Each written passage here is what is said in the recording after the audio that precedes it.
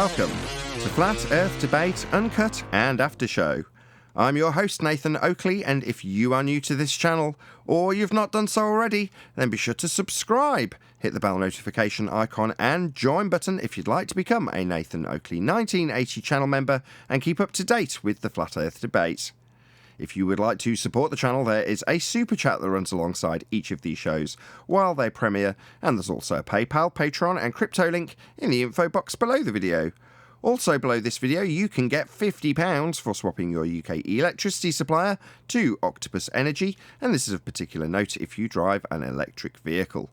Speaking of patrons, I'm going to do a quick shout out to all of you who do support me on Patreon. So a massive shout out of thanks and appreciation to Sarah Griffiths, Rob H, Ben White, Maximum Gravy, Austin Whitsitt, John Kays, Tommy Swagnetz, Michael Kahn, Patrick Gunnels, Banter, Will Brax, Mel B Styles, Troy Shuker, Bose Nail, Samson, Maris, Hairy Blade, Mobile Mac 777, Neo the One, Lost Cat FE, Rob W, Open Minded, Reese Pound, Del West Watson, Mike, Muted, Dick Earth Skeptic, Maria Neelands, Unbelievable Productions, Blue Ridge Ranger, The Real Gabster, Liam Nedrick Jr., Abraham Mohammed, Adrian Quintana, Skeptic 936, Life is Short, theflatearthchannel.com, Texas Mike, and David Wayne Foster. So another massive thank you to all of you for supporting me on Patreon. Now I will hand over to whoever is in Discord and Google so you can enjoy their dulcet tones while I set up for today's live show.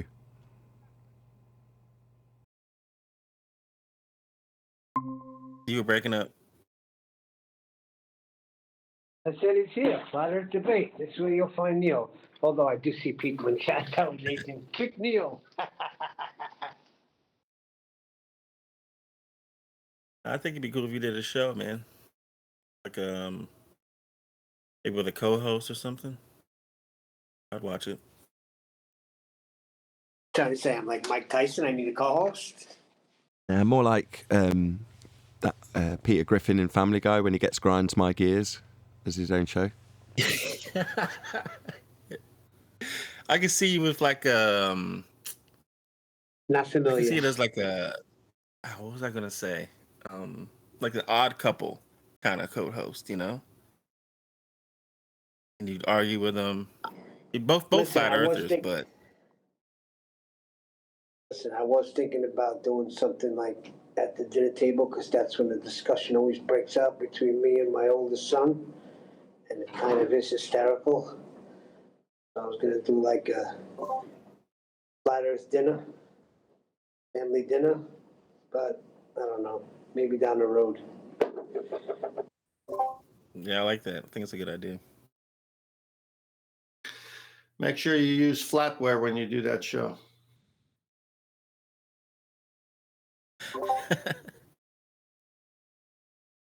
Good morning. Morning. You can have time after the show today. Nathan, after the show, Adam wants to talk to you. It's just a message he wanted me to get to you. So, Want to talk to me because a message didn't get to me? no, he wanted me to let you know he'd like to have a discussion with you after your show today. So he wanted me to let you know early on the show because he's at work still. Who? Adam Meekin. Oh, fine. I missed that bit. Sorry. Yeah, I'm sorry.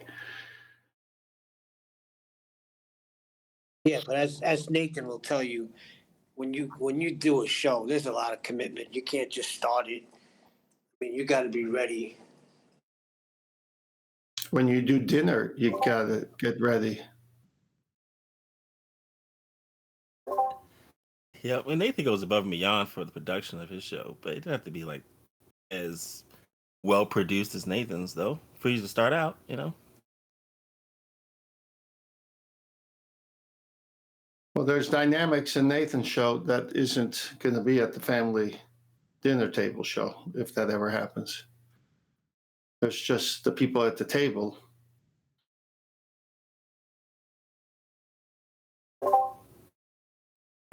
Yep.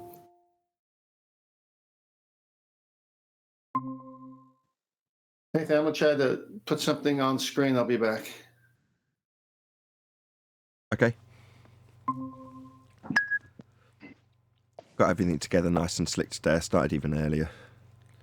And I'd normally say if I hadn't started early, sod's law, something went wrong and I'm late. But something went wrong, but I'd started early, so I managed to work my way around it and get it all fixed and working and restart the computer and set it all up all over again. Had to do it twice. Thought I'd have to do it a third time. I hate my current setup. Wait a second. Go on. This is the second time I heard this sod's law. Is that like America? We say Murphy's law. Is it the same thing? Everything that could go wrong will go wrong. That's right. If anything can go wrong, it will go wrong. That's sod's law. Yes. How did it become Murphy's law over here?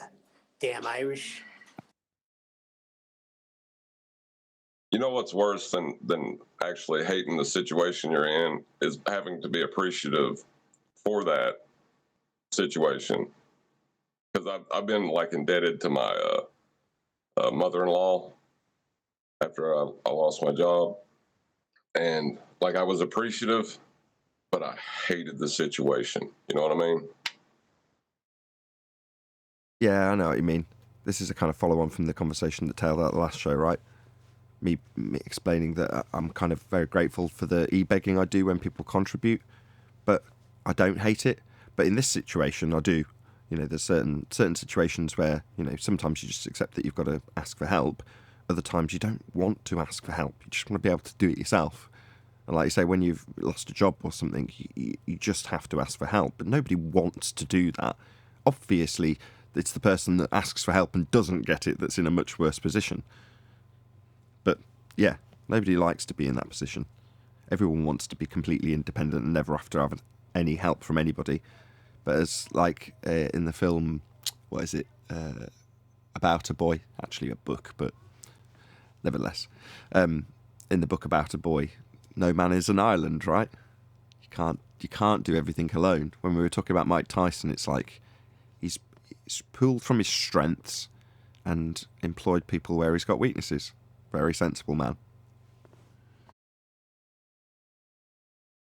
Yeah, and Barack Obama addressed it in one of his speeches when he, they kind of took it on the right and ran with it crazy. But, you know, when they're talking about like the infrastructure of America, those bridges, no one built them by themselves.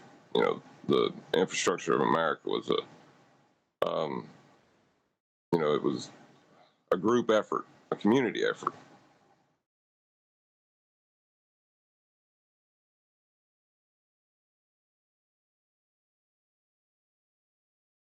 Yeah, that and they had very, very big whips.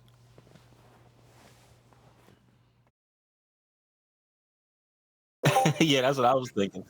Slave labor. The roads weren't built with slave labor. Most of the paved roads were dirt roads before that, and I mean, I'm pretty sure some of those were. All right, I'm going to jump in on this because I can't take it.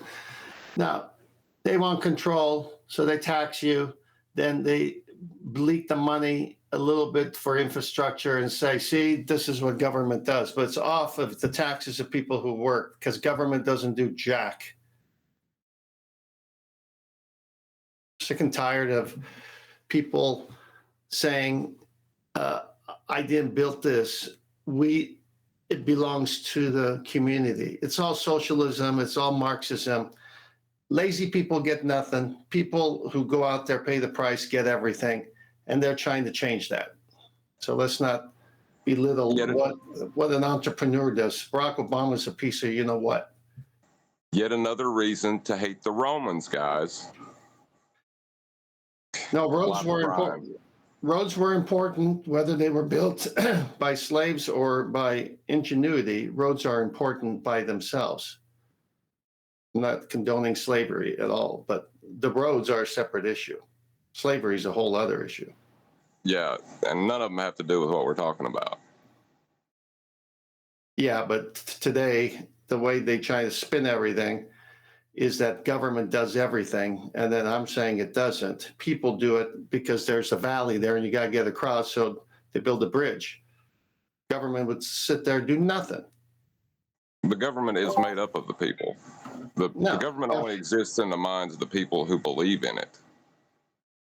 You tell me today's government is made up of the people. It does the will of the people, today's government. The government only exists in the minds of the people who believe in it. Just say it the way most people are going to get it, because I know what you're saying there. In practice, what's happening, John? The people that utilize its structures and forms that people have created are the only ones that benefit from it. I know what you're saying. We have to dig a little bit to get to the root of it, but I don't want to get into politics. Jolly good. Nathan just sighed a sigh of relief. Yes, indeed I did. I don't agree with it. I don't. But, it is what it is. Out there somewhere, there's an equivalent channel to this one that's doing exactly that, attacking the root of the governmental control that we all live under. And more power to them. It's just not me. It's not my forum. It's not something I'm experienced in. I've got no political ambitions in any direction, even if you want to spin flat Earth into being a political issue, which in some instances it is.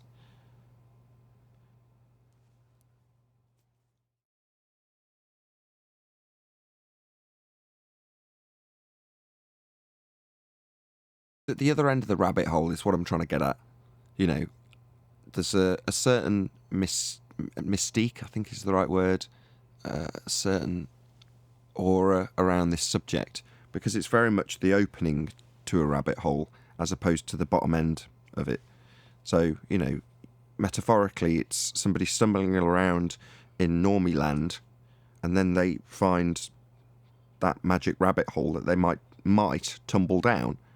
Now, it doesn't mean to say that there are plenty of people who can, stand on the edge of Normieville and poke their head into that rabbit hole and just whip it straight back out again. But that, to me, is what it is. But when it comes to politics, it's a far deeper rabbit hole. And in many ways, this subject, paradigm shifting that it is, opens up your mind to certain deceptions that are unilaterally applicable. So I find it useful, and when somebody gives me political information, I question it and query it in the same way I've found myself being trained in by doing this show. But it still holds no interest. It's just like, even if you're a regular normie, the whole point that John's trying to get across is that the government, or mind control that it is only in existence if your mind is being controlled by it. So that is how it is comprised of the people. And the impression that the people who are being described as utilising those structures to their own ends, those are also the people. There's no two ways about that. It's not zombies that are running the country. It is the people. And they will give you the impression that they're, your representatives, and they are just like you. Now, in many ways they are, in many ways they aren't. But at a base level, most people have an appreciation of either the surface level bullshit that, you are this government and it represents you, and other people are at the other end of the extreme where they understand it at a more deep level how corrupt it is. But like I say, that sort of surface level stuff is part of the normie terrain. It's not even a rabbit hole, right? You're positively encouraged as a normie to get into politics and debate the whys and wherefores and get into the left versus right divide and argue amongst yourselves as the people, while simultaneously the government body is doing what it does. The cogs are turning regardless of whether or not you're debating with red and you're blue.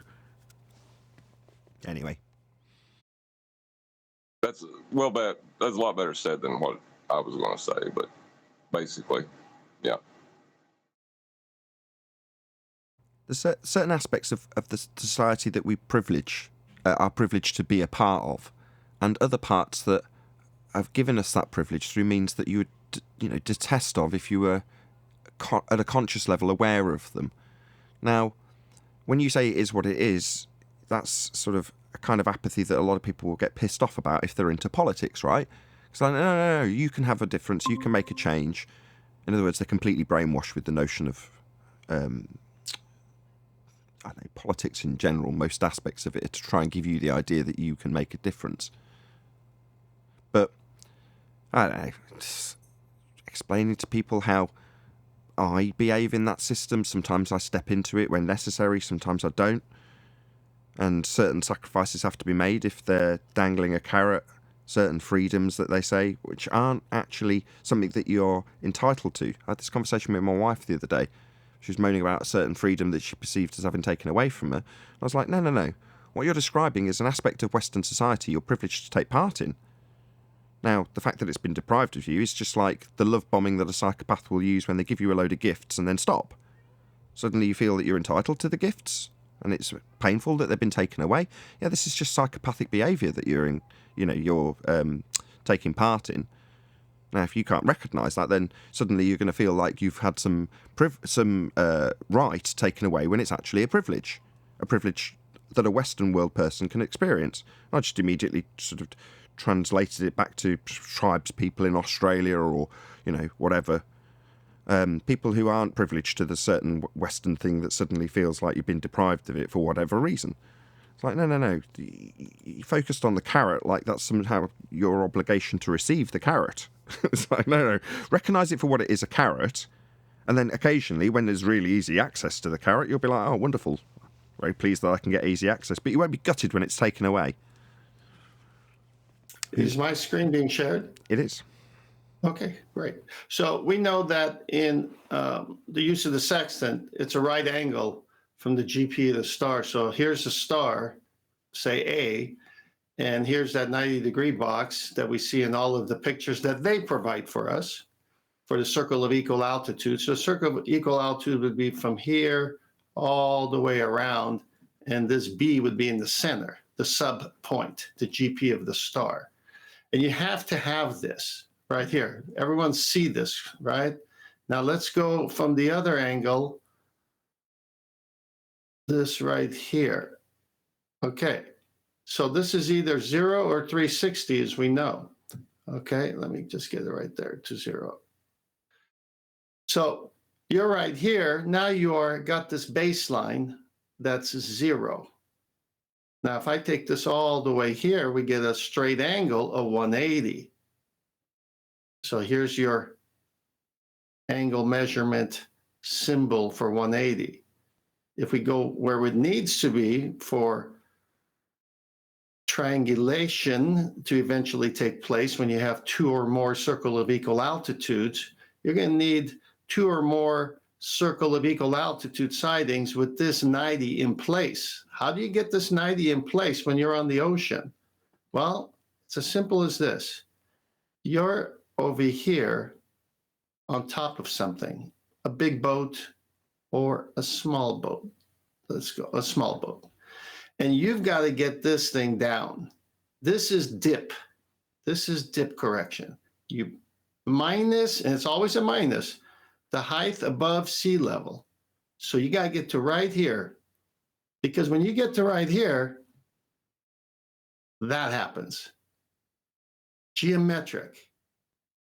Earth is flat. Got to have this. This is dip correction in a visual. So let me show it again. You're on the boat here. You're above the surface of the water. You go to the guide that says, how many feet or meters are you above the water line? You put it in, you minus it in minutes, and you do that. 0, baseline. Why? Because it gives you that. And this is where you get your right angle triangle that all the books and all the citations on celestial navigation talk about. I've been hearing too much from these ballers who cite nothing, who just say, no, there's no triangulation. No, there's no right angle. Well, I've been putting up the books and the citations from your side. This is how it works. It's 2021. You're the sextant. I was wanting to point out something that Bob said in that diagram you have there. There's no horizon. No, Why is that? Because it's Muppet Vision. But I'm going to have to start the live show, so a couple of times I've attempted to, but we will talk about this in the live show, I promise.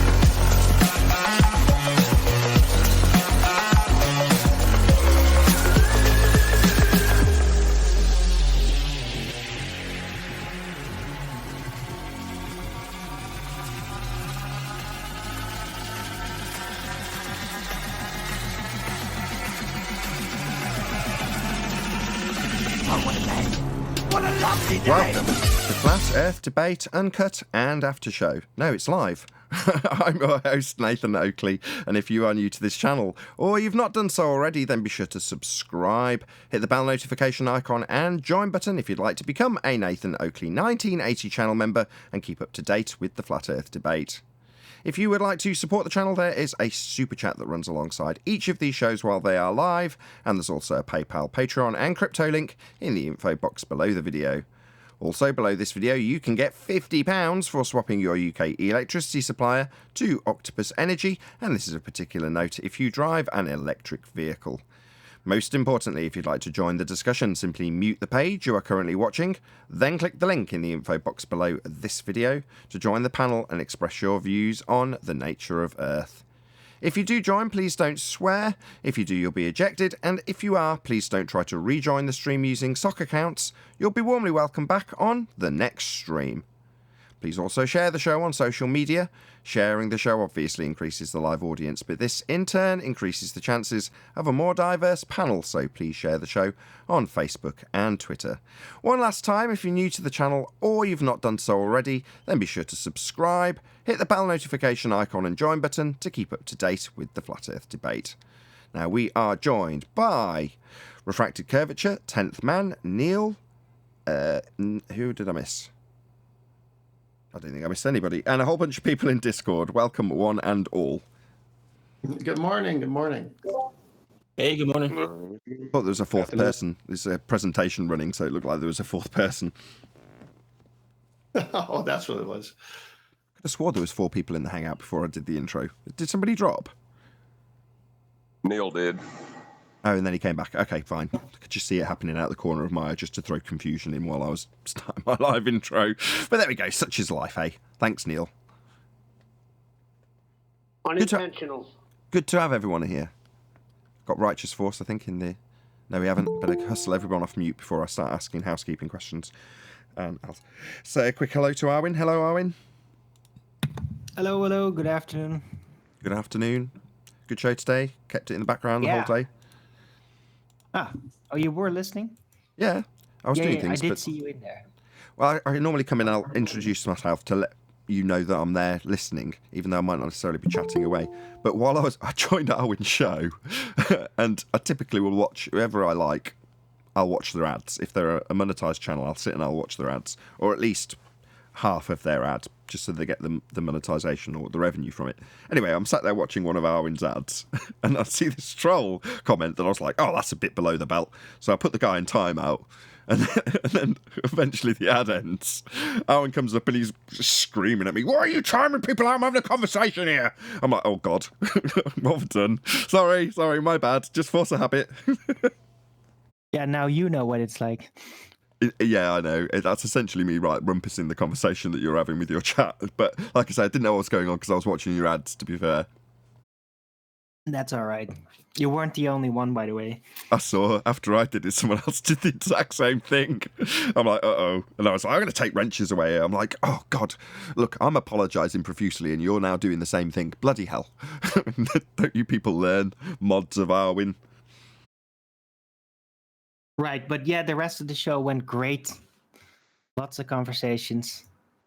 And back and forth with ballers and their weird conceptions of how reality works.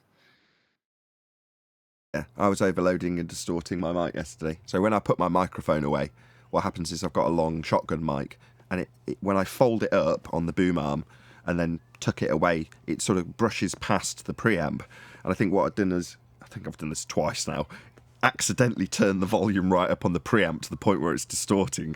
And I'm like, I've gone back to the show and I've gone, oh God, why am I so loud? And then it's just, I've looked at the preamp settings and gone, oh dear, I should really check that on a daily basis before I start. Oh well, I will from now on. So hopefully my audio is a lot better than it was yesterday. But there we go. Sod's Law, Murphy's Law. That was when a fundy comes in and has a discussion. Oh well, such is life. So, Discord, you did a couple of you have a chat before the live show began. Can I just get a few more hellos, though, just to see that you're all warmed up? Hey, good afternoon.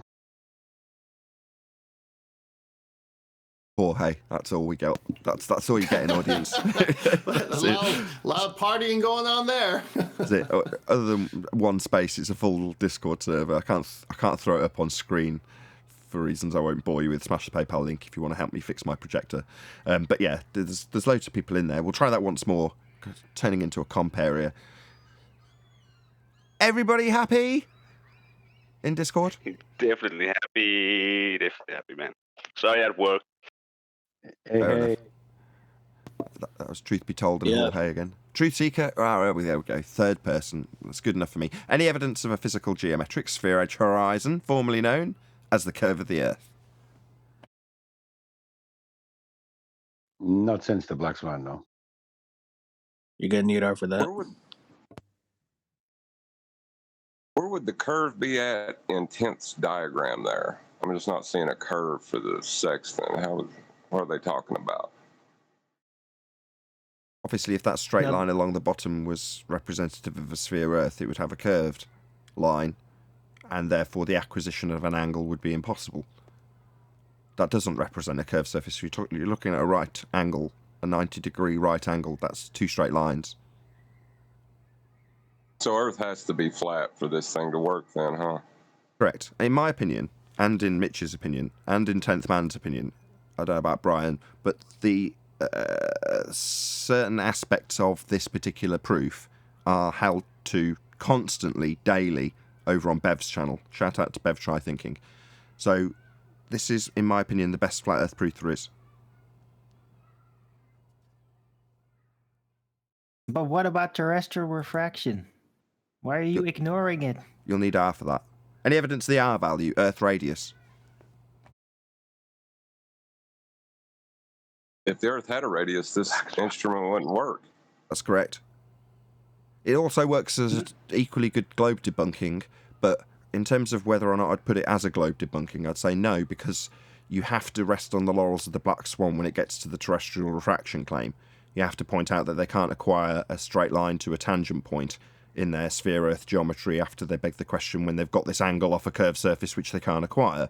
But to get into that argument, you've got to have a good grounding in the Black Swan to use this as a globe debunking, which it is. There's no two ways about it. This debunks the globe. But I think it's actually, first and foremost, a better flat Earth proof, because how it actually works, what it actually does is utilise a flat plane. So it's a flat Earth proof, first and foremost, in my humble opinion. But it utilizes it visually, right? It's a visual instrument. So if terrestrial refraction bends it into the flat plane, well, then it definitely works on the globe, because you only need the visual to be flat. Not working off that. When you do the measurement, it's purely geometric. So what 10th Man explained in the pre-show was exactly that. What you're doing when you do a dip correction, for example, well, what you're trying to do is get it to pure geometry. Well, pure flat geometry. But you have to dip correct for the visual, right? So because, you could basically apply geodesics in that. You don't necessarily need to, but the end result has to be visually flat, and you have to attune to that visual flat result. That's what you have to adapt the dip correction for, right? Yeah, It doesn't mean that it can geometrically be a ball. Let Arwin work within the paradigm. Just let him go through his motions. Go ahead, Arwin. Right. As long as it is visually flat, then the sextant works just fine, and the dip correction will be in relation to your height with the visual flat result, right? So if terrestrial refraction actually makes it from a geometric sphere into that flat plane, then it works just fine with the sextant. There's where you go wrong. So it's the other way around. So if you're working from a apparently flat appearing horizon because of an R-based terrestrial refraction at a given rate, then what you're then doing is taking something that is devoid of geometry once you take it into the real world. So you're saying, okay, refracted means not straight. So we're going to take this not straight line to be our straight line because it appears straight. Well, no, you're not doing anything with apparently straight lines. The geometry uses straight lines. No, but the geometry proceedings are basically mechanical. They're mathematical. Correct. when it's all based on the visuals. So if the visuals just are straight, then that works out mathematically. No, it does. Other But than the fact, geometrically, it doesn't have to be flat. No, it does, because what you're doing is you're taking it from a curved position. So you're saying, well, geometrically, it seems and looks flat. But what I'm doing to get to that point is applying refraction. So you're taking it away from the geometry to say that I can get it to be geometrically flat. So applying refraction from a sphere that requires an R value you don't have, I've said that 3 times, would mean that you're saying, no, I'm going to go away from the pure geometry to line up with my sphere belief in the first instance to give me an apparent flat line so I can then do pure flat geometry. That doesn't work. You're moving away from the sphere geometry to refracted geometry, which isn't straight lines, to say that you've got a straight line. That doesn't work, Arwen, I'm sorry. I don't have any objections to the way you described it. That works perfectly. So No, that's bendizontal. You're describing bendizontal. Yes. Mechanical geometry sphere becomes visually flat. Then you apply mathematics to that visual flat, and then it works out. Yeah, so what you're saying is something that you have as a presupposed curved surface, then bent back into an apparently flat surface by way of a utilization of an R value derived from a geometric horizon you can no longer acquire to make this argument, would mean that you've got an apparently flat surface to then transpose that into flat geometry that actually uses straight lines. No, this does not work. You trying to take 1, 2, 3 steps to go from geometry of a sphere to refracted geometry of a sphere to apparent geometry that you're seeing through a sextant to straight line that's actually going to give you an angle. Is that 3 or 4 steps? Either way, this isn't going to work. You're never going to shoehorn curved surfaces into straight lines. The two are not the same thing. And when you try, all you're doing is something that's now been summarised by Bev for at least a year, probably a couple of years now. That is bendizontal. Right, but bendizontal is just a natural hazard of terrestrial refraction, right? So other than we not having the R value, an origin of it, which is very frustrating, right? I sensed you would. I don't see any objection. I sensed Other you would than pepper not it. having R, I don't see any objection. Sorry. Yeah, he's now rumpusing that disclaimer. So yeah, I laughed because I thought you would actually drop in the disclaimer that you haven't got R, and you did immediately. It's amazing how well I know Arwen now, because that could have gone either way. I could have got really angry with him, knowing that he was going to rumpus his way through, but he rumpused with the disclaimer, which is even better. Arwen, kudos. Yeah, you need R for that, right? Why is sea level so important for the sextant? Level, flat baseline. Thank you. Yeah. Because it perfectly conforms to the sphere geometry because of... No, because you need a right angle. No, because you need a right angle from the GP of the star you're sighting to you. And this is in every book that I've seen about celestial navigation. And these are all baller books. Yeah, I mean, to be fair to Arwen, he has done this on the R value question. You know, this is very pertinent, and he's brought it back to the point. You know, you can't really fault him. Yeah, but the R value is assumed. Oh. It's assumed because of the center of the Earth is where they're saying that the vertex is. And yet they're on the surface of a curved sphere that the sextant is inoperable. It can't work on a curved surface. So that's why they have to do dip. They have to bring it to sea level so it can work, because the Earth is flat. Somebody want to add something from Discord? I had some mumblings or murmurings. Go ahead, Jorge, if that was you. It wasn't me, but I would like to mention, they also are begging the question of what's bending, gravity, center of mass. That's the only excuse they have for the water not to be level. Absolutely, but yeah, the center of that mass is R. If water was level. If water With R, it is level. Well done. If water was excuse me, don't rumpus the nonsense from Arwen. Go ahead, Arwen. Yeah, I just want to say, no, level with R is a sphere. That's the whole point. Yes, that's not level. Spheres aren't level. They are on the sphere. No, they're not. No point ever. What are you talking about? It's never level at any stage ever. But why does it look so flat then? Right? Terrestrial refraction makes it look flat. Well, that works out perfectly. We've just done all this. Yeah, Bendy's on to yes. We've just done all this. Did you want to drag this out a bit more? Have you found some fun in this recently, Arwin? What's going on? No, this is all spontaneous.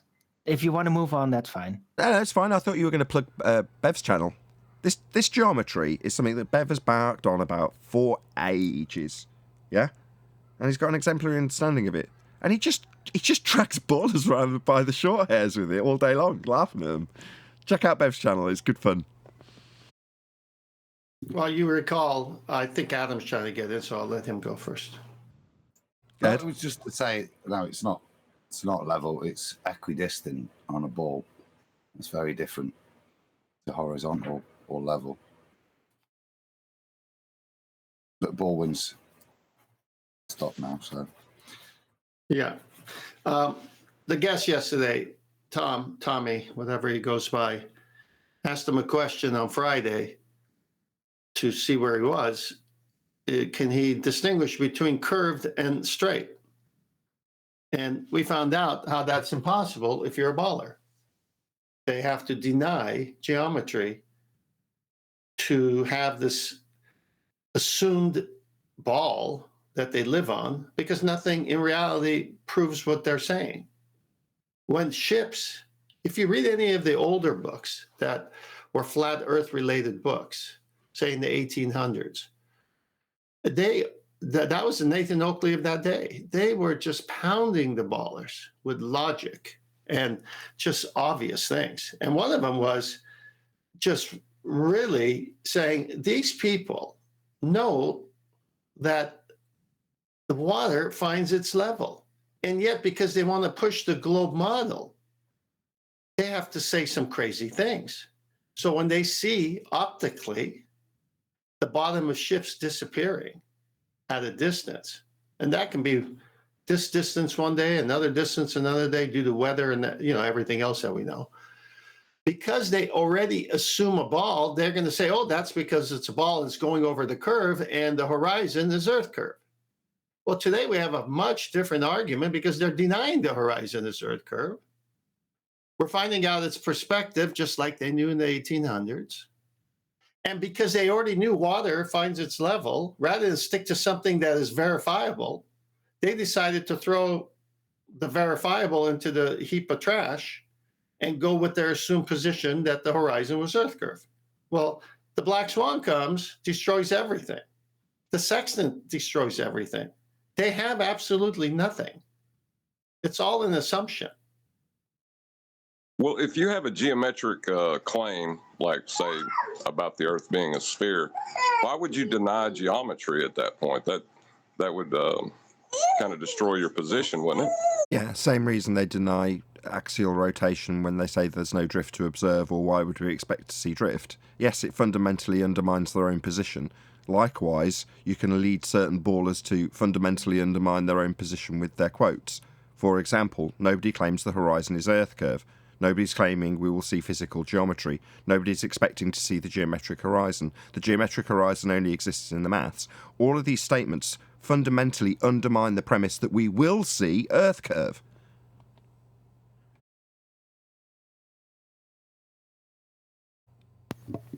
It doesn't vet out in reality.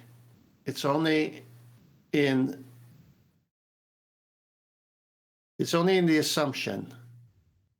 Only in the maths. But it's not. Yeah, it's in the maths, but the maths don't vet out in reality. They know water doesn't stick to outside of a ball. They know this, and yet they're saying the ships are disappearing because they're on the ball. Hey, Chocolate. Sorry, 10th. I thought you'd done. Sorry.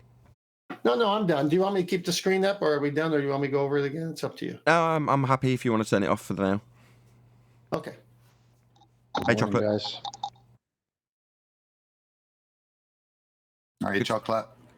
Yo, Choco. How's everybody? Good. Just making our way through a few housekeeping questions. Any evidence of the distance to the sun?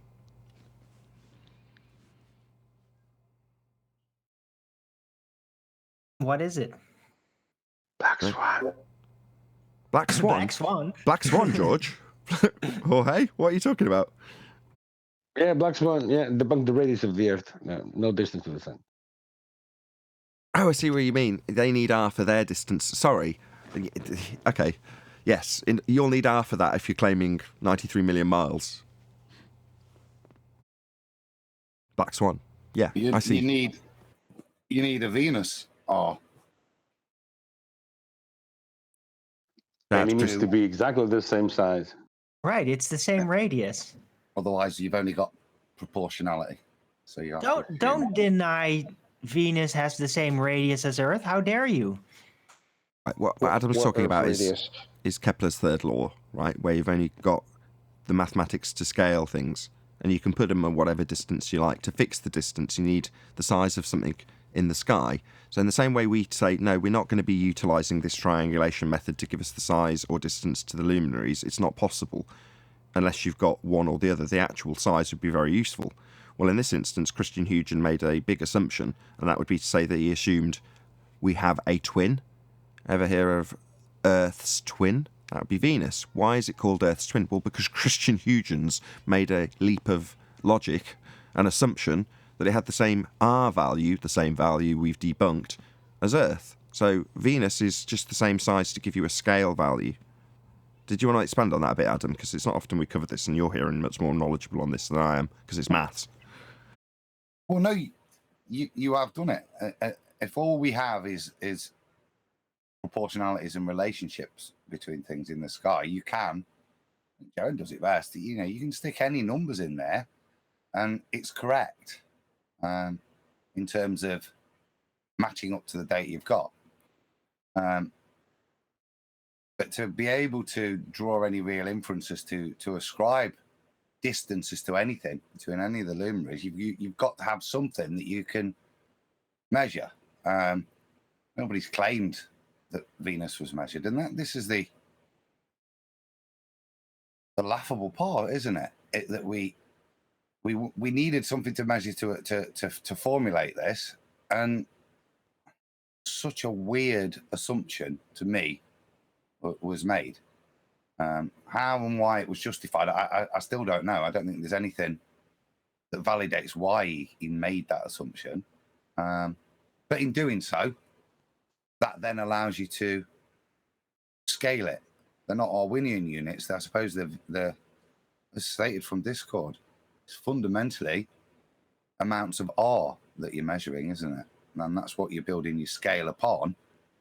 The assumption that Venus's R is the same as the Earth's R, and the assumption that you've got Earth's R. And then all you're doing is they're the lines on your ruler, aren't they? Number of R's, really. Correct. And assuming that Earth's a sphere and you've got an R value to acquire in the first instance, you can then transpose that onto something that gives you the scaling values for the interplanetary motion in a heliocentric model, a la Kepler. Well, wonderful. That requires several assumptions, that one of which we've debunked.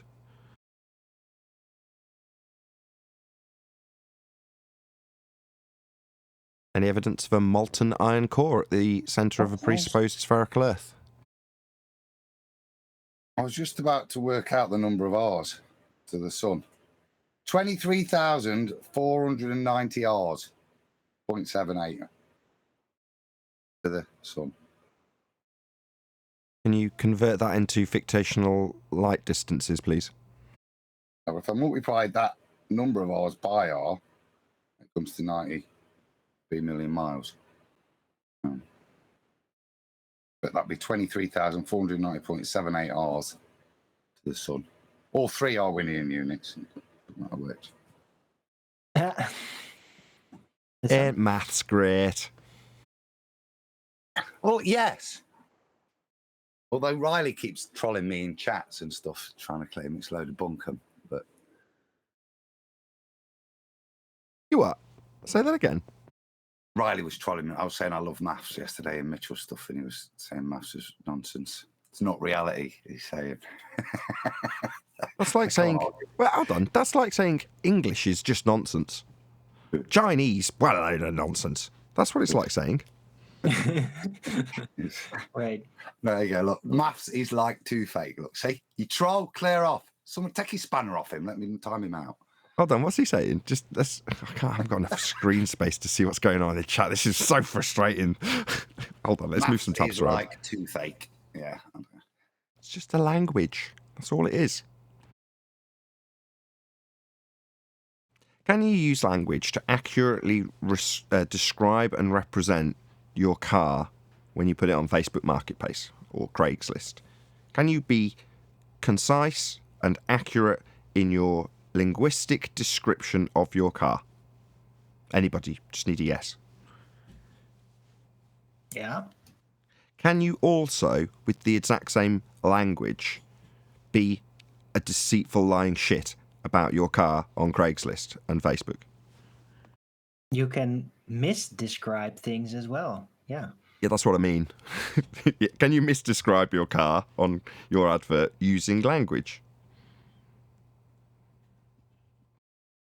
You just need a yes. God, this is like pulling teeth. Yeah. Right, the same is said for maths in exactly the same way. The trouble with maths, when we're applying it to as a description of reality, and it's not just like pure maths in of itself, is very rarely does it ever describe it properly. It's probably the worst advert placer ever when it's trying to describe reality, because we tend to take little bits to keep it simple. So very rarely does maths describe the entirety of reality. We tend to take maths and describe very little discrete sections of it, because reality is very complex and maths is very specific to little things. Well, yeah, that too. And like phlogiston.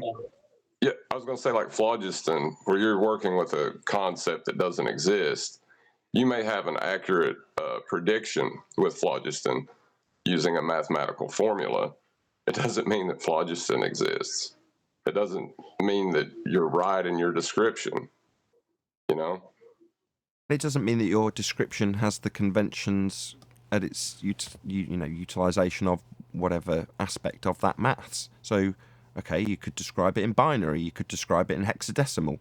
Which one's more accurate? For describing phlogiston? Yeah. Something that doesn't exist. This is my point.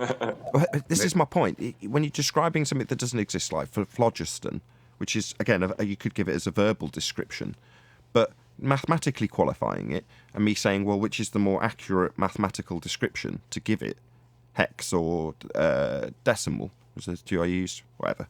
Either way, whatever mathematical language and convention you're using, and then you spend all day arguing about whether or not it's better to define it in binary rather than hexadecimal, and you go, we're defining something mathematically and arguing about the whys and wherefores of how it's being described and with which conventions.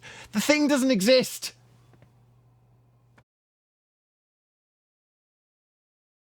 Yeah, well, that ruins it, doesn't it? But Yep. Didn't stop us spending all day arguing about how we should clarify the description, though. No, but let me defend this and just bring it to what Riley. The point we were kind of making there is that we covered it on Ballbusters, Nathan, with the ballers attacking Mitchell, with them proving R. And as I was saying, I love maths because, and Riley said maths don't prove anything. And I said it does. Maths proves that the ballers don't understand maths. And that's why I love maths, because they're bringing this to the table thinking they're Billy Big Balls, yeah? And it's so full of holes because they're not describing reality. They're just taking a little bit of the maths and assuming everything so that their numbers work. But with just a small amount of analysis, you can see exactly what we've been describing there, that their description doesn't describe the reality they're taking readings from. It describes it how they want it to be, and they're also ignoring other bits and not including that in their maths because it's inconvenient and ruins the numbers. So that was the kind of the point. Maths is good, and you can use it for things, but it also, you can use it to demonstrate that other people aren't being honest with their maths. what's this? Maths, not maths. We are not able to call it maths, as mathematics is useful in real life. Their version of maths, as it does anything they want it to. Yeah, exactly, Tony. That's kind of my point. They're using it so that the numbers match, but the description, mathematical description, isn't describing what's going off. And I think we highlighted that one with their global positioning, a geostationary satellite. Yeah, they tried to describe it one way so that all the angle was attributable to Earth curve.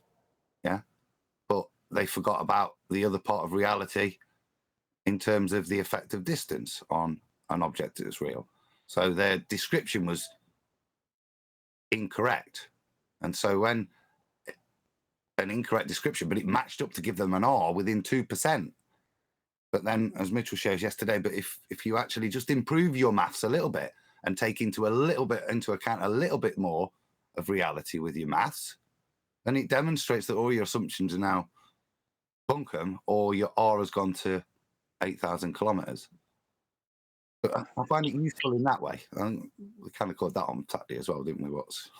Right. There's two things with that. Go on, you go first. I was going to say, if we take all the assumptions that Kepler made as true, except for the radius, the only derived radius we can get is our eyeball. So how many radii did you say it was from us to the sun? That's oversimplifying it.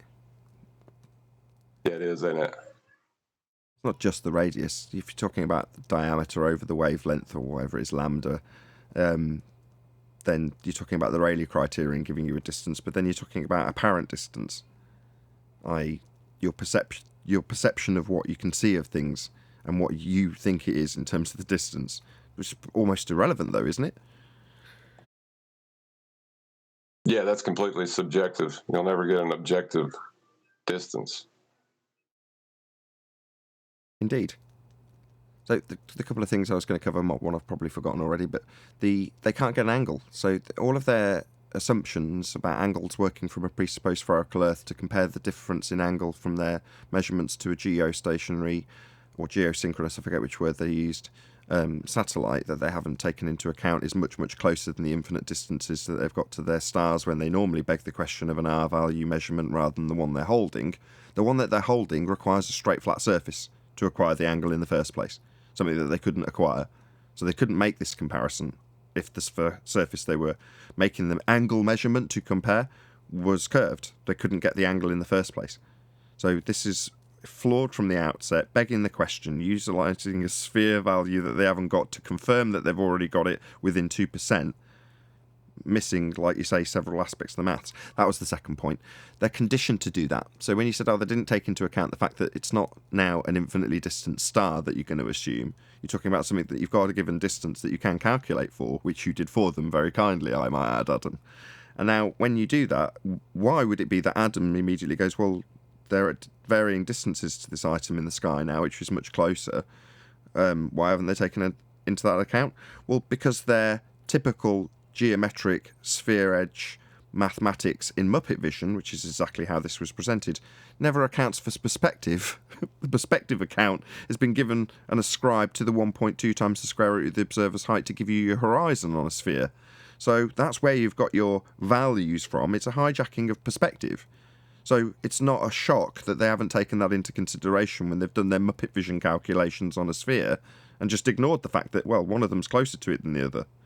Closer to what? Well, their assumption of an orbiting satellite in a sky vacuum. Yeah, it's how do you get R? Well, to compare it so that you know it's at 2%. Because we'd love to see that technique, the one that verifies R, so that you can go and do yours and know that you're within 2% of the right value. That I find is the ironic thing, that they boast that they're within 2% of it. They clearly know from the rebuttals that they've received to date what they need to disclaim.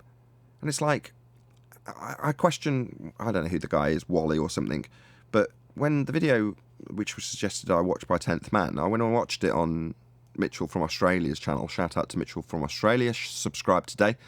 When I watched it, I was like, he immediately disclaims that he has to assume the spherical surface beneath his feet before he starts any of the example. Now, he disclaimed that. So it's like, so at a base level, you understand that this is fallacious from the outset then. Because that's a fallacy to assume the outcome of the thing you're trying to prove. That's begging the question. But he's disclaiming it like, if I just make it really plain that I'm begging the question, yeah, I'm assuming a sphere, here it is, this big blue ball that I'm saying I'm getting within 2% of. Well, I've already got the blue ball, and I've already got a value to try and get within 2% of, and here's how I get to within 2% of the assumption I've already got in place when I make my claim. You're like, this is completely flawed and fallacious from the outset. But you think disclaiming it will get around that? Crazy, crazy idiot. Yeah, but remember, we have been told the logical fallacy is better than nothing. So there's that. Yeah, when he said that, did he realize that a logical fallacy voids your argument, so it's like nothing? Is that really the best he had? Yeah, that's what he's disclaiming. He understands that we've debunked the R value and that it's not tolerated to beg the question. Obviously, in any other debate arena, assuming one's outcome would be immediately pummeled by a moderator just would not be tolerated. You can't start with a flaw in your logic and assume your outcome. Now, if it gets past, don't get me wrong, there's going to be weak moderators that allow this to happen all day. We see it in flat earth debates on other channels, I might add. But that's a fallacious start to your argument.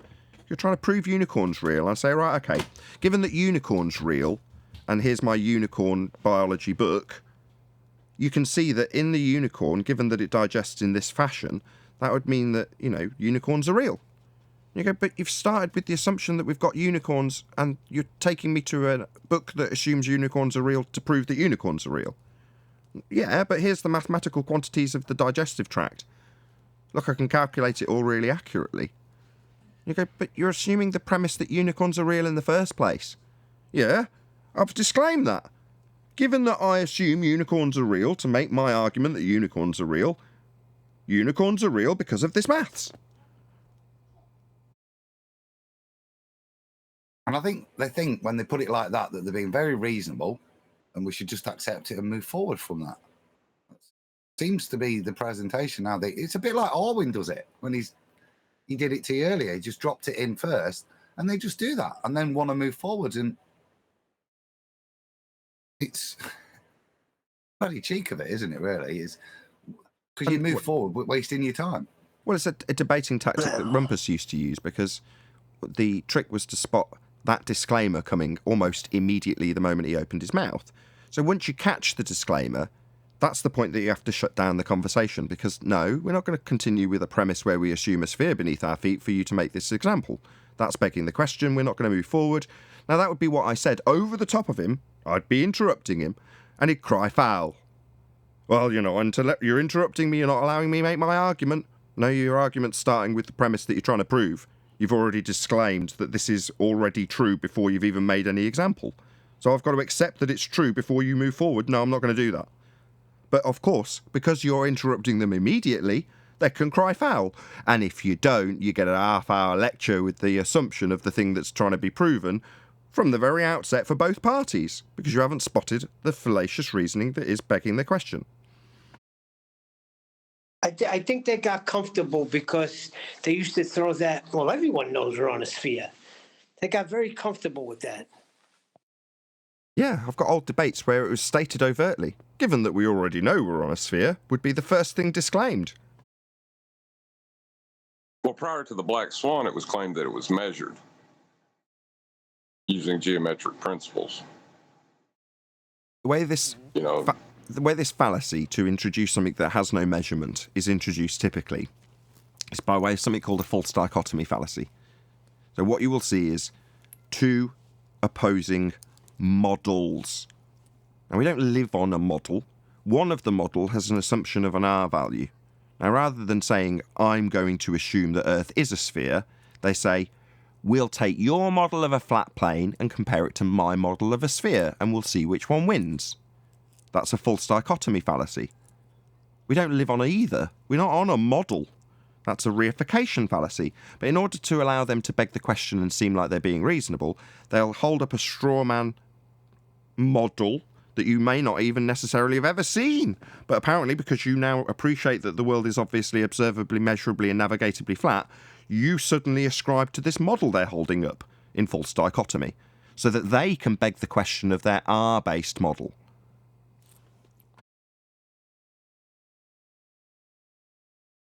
That was the trick.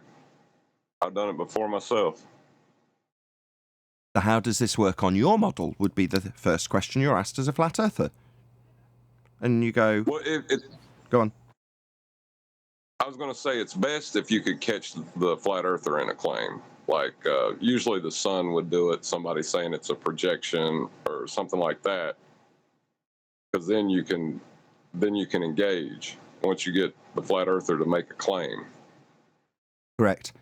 Exactly correct. And that's why I took interest in the DITRH/RV truth debate, or calling out as a shill as it actually took place.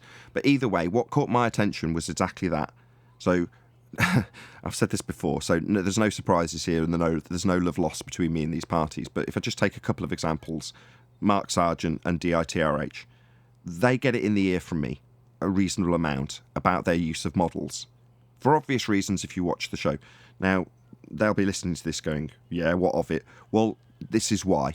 When it comes to the claim of the moon being a projection, it's a claim you are making that you then have to defend. Now, in the case of the RV Truth DITRH situation, it was slightly different on account of the fact that Dave has actually aligned with the position that is in line with a biblical belief, which is what RV holds. Therefore, when he changes his position, that seems characteristically bad as far as RV is concerned.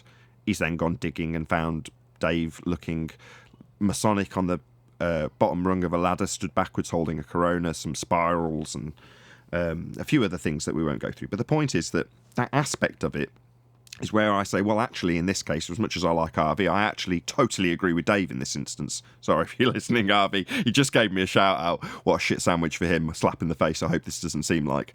But I actually completely agree with Dave. Now, I'm not decrying anybody their belief. If somebody wants to believe we're in a dome and there's sun and moon in the firmament, then that's entirely their prerogative to have that belief and their faith, and they can base it on and justify it with their biblical texts. People do it all day long. But then you've got to defend that. That becomes a claim. Well, okay, you're saying the sun is this thing in this dome. Prove it to me. And that is basically where you are then up against the ropes and having to defend your position that you've just claimed, rather than annihilating the position that we have as the Western worldview. That would be to say that it's a 93 million mile distance based on an R-value heliocentric model with a sky vacuum and a second law of thermodynamics violation, sun gas burning in a vacuum, not expanding to fill it. So it is much more convenient for me to say, why make this claim? It doesn't serve you any benefit to make it.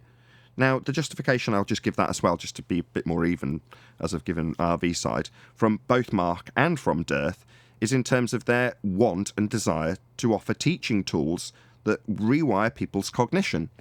So, when I sat across the table at one of the conventions with Mark, this is how he explained it to me. If you are on a sphere and you have grown up with that notion, and it is the only conceptual way of viewing the world, then most people operate on a visual standpoint. They understand things when they see them and then can conceptualize them mentally afterwards. So showing somebody an azimuthal equidistant projection, or in the case of the sun, moon and zodiac clock app, the dome with a sun and moon inside it, showing how it tracks in terms with the time, a la the Gleason's map. So those tools are useful to potentially click somebody out of a paradigm. Now, it won't make any difference if I say to them, yeah, but these tools have been given to you by a system that wants you to have certain tools at your disposal because they've got blunt ends on them. Now, their argument would be plenty of people, and they're right, have snapped out of their globe cognition as a direct result of being able to visually present the world to their own mind by seeing this. And when that's been explained to me, I've had to take a step back and go, you've done a lot more for bringing people to this subject, and personally I don't even care if I do. So in many ways, why am I even arguing, other than my want and desire for both DITRH and Mark to have less combative arguments that aren't necessarily serving their ends to the best of their abilities. And in terms of making claims that you've got to back up, that, as John has just pointed out, is the thing that an anti-flat earther / glober will immediately focus on and get you to talk about that so they can pull apart your understanding of your claim that you've got no evidence to back beyond your biblical standpoint.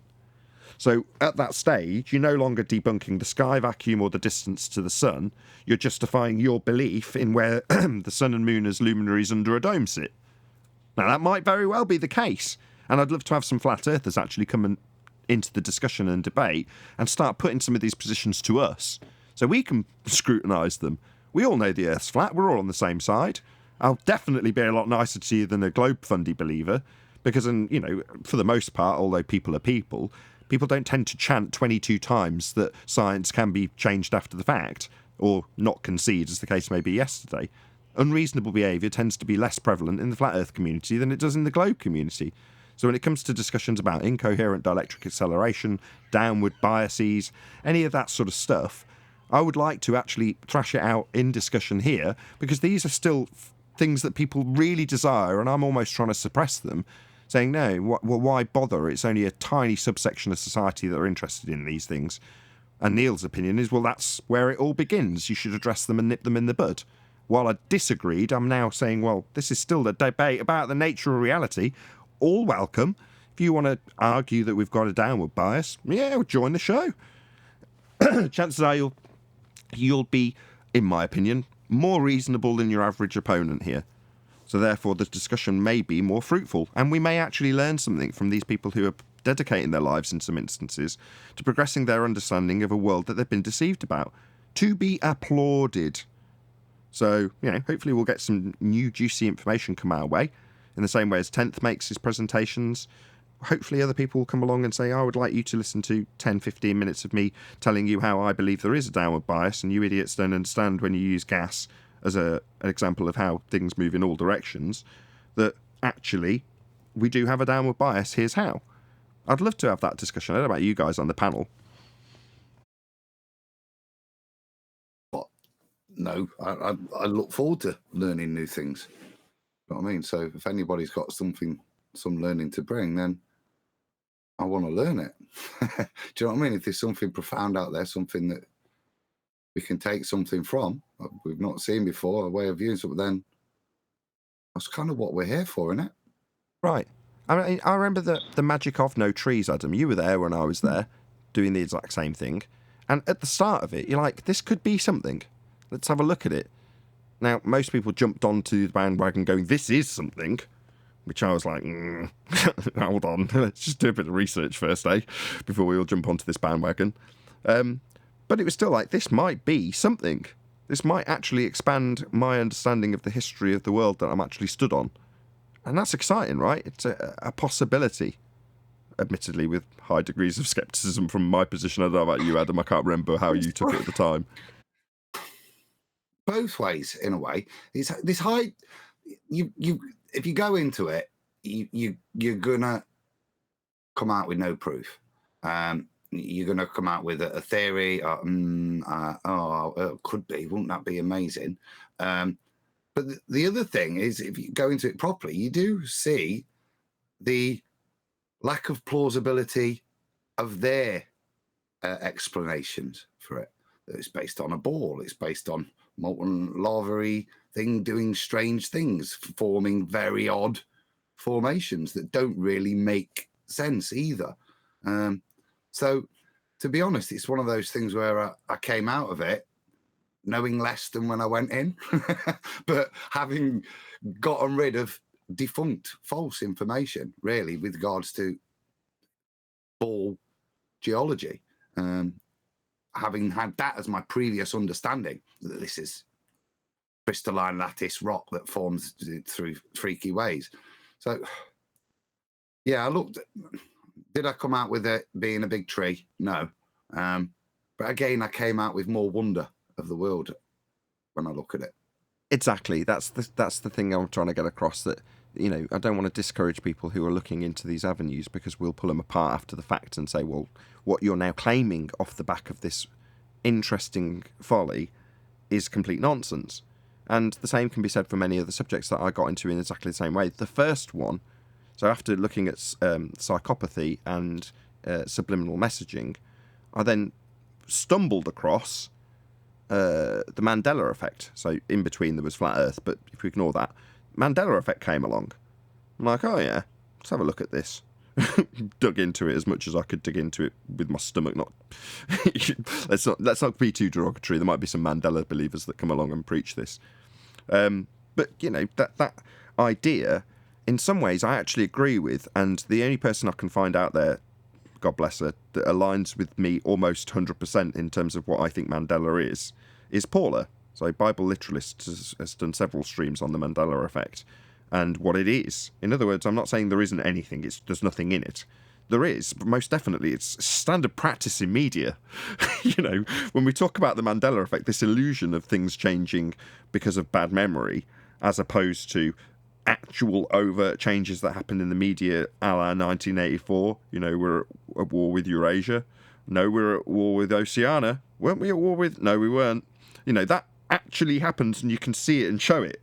You know, change of story suddenly. Oh, well, that's a bit of a change of tune. And when it's done by politicians, they just describe it as a U-turn, right? Well, you know, standard media practice to change a narrative mid-flow. Completely change the story.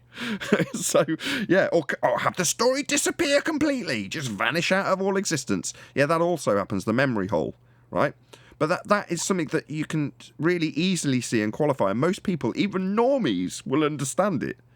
But that's been spun out of all effect into crazy stuff happening in movies where, you know, certain details that you didn't notice and have become more obvious since the onset of high-definition imagery, rather than massive screens that you'd originally seen it on in decent quality with, you know, film projectors. That has nothing to do with audio. Has nothing to do with audio. Chocolate swears that Darth Vader said, "Luke, I am your father," and I know he said, "No, I am your father." How do you explain that? Bad memory. I can, yeah. Oh, bad memory and adverts and various other things that will also have misinterpreted a certain piece of dialogue, and then they parrot it off incorrectly. So people will find references to things that they thought were said in movies, and there's a commonplace misconception that is repeated amongst the people who aren't the movie. And therefore it becomes the commonplace misconception of what was said in the movie, i.e., Luke, I am your father, as opposed to, no, I am your father. Well, that piece of dialogue hasn't changed, but people's memory and perception of it has been skewed by other repetitions that were incorrect. Also, there's the way that your memory works and how a memory is introduced to you. Because if the introduction of the information is close to how the memory actually was, then your mind will just adapt to that. You know, so when someone introduced that Mandela effect as, Luke, I am your father, it was close enough that the way you remembered it changed. Indeed. It's not just the memory. It's not just the memory. I have a friend who has one of the toys from back then, and it literally says, "Luke, I am your father." Perfect example. Yeah, but that's not what the movie says. Yeah, exactly. So a toy manufacturer produces a toy, and they go, what did he say again? The key detail is that Luke's father is, what's his bloody name? Darth Vader. Darth Vader. Right. Anakin Skywalker. That's the Anakin Skywalker, correct. Well, once you find out that plot point, if you remember it incorrectly as Luke, I am your father, and you put it in a doll, and somebody hears that doll saying it over and over and over again, they will parrot that out as though it is the quote. Well, that makes it correct, but not correct. It's not what was said in the film. It was what was said by the doll. So the doll did definitely say that, and you can prove it. Well, that's how your memory got skewed. Meanwhile, there's other visual representations in Star Wars, like the silver leg. Well, one of the things I used to flog to people with high definition not around was line doublers and scalers to work on projectors and projection TVs to get a massive image out of a laserdisc. Really good quality pictures considering the time. And people would notice details like the silver leg. Because when you watch it on a crappy VHS on your little CRT TV, you don't notice such details when it's contrasted against sand.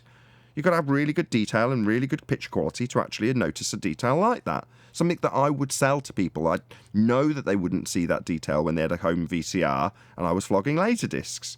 So you just show them. You take them into a dark room that's been perfectly calibrated, not by me, I'm colourblind, by someone else in the store. And they walk in and they go, oh my God, I never noticed blah, blah, blah, blah, blah, blah, blah, blah, blah, blah, blah, blah, blah. And then they'd give you their money. That was the idea. You can only show somebody, you can only get somebody to part with money for TV and audio equipment if they hear or see something they didn't hear or see before. But then when suddenly the quality improves by virtue of time, you get DVDs, then you get HD versions of it on Blu-ray, then you get 4K versions of it on HD Blu-ray. As these qualities become more mainstream for more people to see, they go back to their old movies, look at it in HD and go, oh wow, I never noticed that. And you go, yeah, you didn't, because you couldn't. It wasn't good enough to notice it. Well, I know for a fact, because that movie, my son, when he was born, loved it and used to put him in the high chair and watching. And that particular part, I used to recite word for word. I even dressed up as Darth Vader on his first birthday party. And I got the videos. But Chocolate swears. He said, Luke, I am your father. Neil, can't you see Chocolate's just toying with you?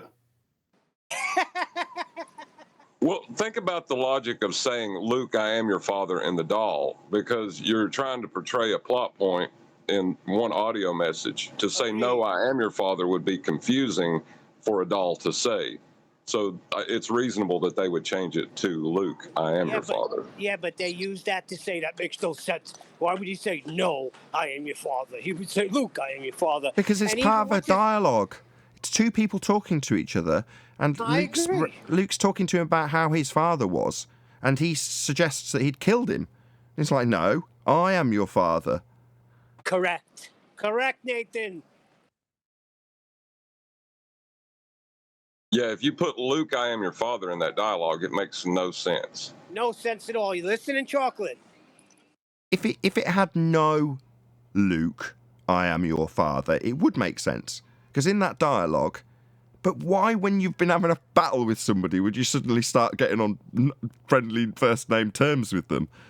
You know, it could be the case that they re-emphasise that point because it is a father-son relationship, but it very much isn't a father and son relationship, hence the plot point makes sense. So he wouldn't necessarily start referring to him as, no, Luke, my son, I am your father. He's not doing that. The confusion starts with, what's his name, that played the voice of Darth Vader? Forgot his name, James Earl Jones. Yeah, in an interview, he was reading it, and he was saying, no, he's lying. And in that, he said, Luke, I am your father. He also read that off for the doll as well. That he read the wrong script off for that. So I'm sure he's repeated Luke, I am your father incorrectly several times just for, you know, toy manufacturers and other things. How do you know he didn't say, look, I am your father, and Luke, I am your father? We can make this really go. Because he says, no, I am your father. Look, I am your father. He doesn't say look or Luke. He says no. Well, if you can't look for it, how would you know? There was no look to Luke for. He weren't a Geordie, was he? Luke. Well, isn't Luke? Did you Luke? Luke over there. Hey, back to the point though. Isn't the Mandela effect sort of some people's end way around objective facts, so they can say that, oh, that's not objectively true. It's been changed. The road to delusion. Yes. Yeah. The only one that's... Oh, here we go. Is the Mandela effect itself, because that's the only one I remember. When he came out officially as dead, I remember thinking he'd already died and moved on, and then Mandela effect comes up. But genuinely, that's the only one I do think is... Really? I remember it being announced. Oh, wow. Well, maybe there was a newspaper article or something that got it wrong in the UK, but I'd seen certain evidence presented to me back in the day, this is 6 years ago, when I first looked into it, of exactly that, where there was false reports. But in the States, as opposed to here. Because here, we had Free Mandela t-shirts and the Free Mandela song, and I was in no way under any misapprehension. But there we go. Yeah, but there's some like the Berenstein Bears and certain things that are like cereal boxes. Bloody Neil. With that, I'm going to say a huge, massive, enormous thank you, both Discord and G Plus panels. If you are watching this on either Nathan Oakley 1980 or Nathan Oakley Premiering streams, stay tuned as there will be an after show to follow. I've been Nathan Oakley and I will see you all in the next video.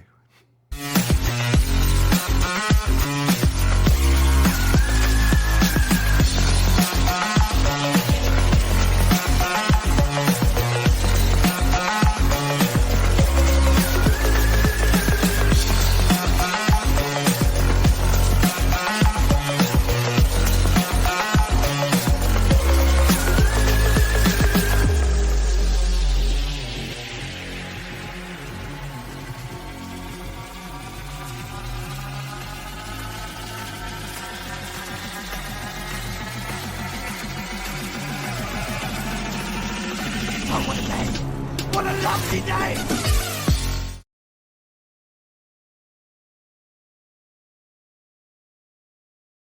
Stomped it into people's minds.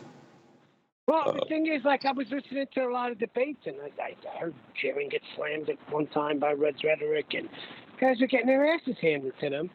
And then through David Weiss' suggestion while watching Ball Busters, he started talking about this show. Said he can't get enough of it, and I never even heard of it.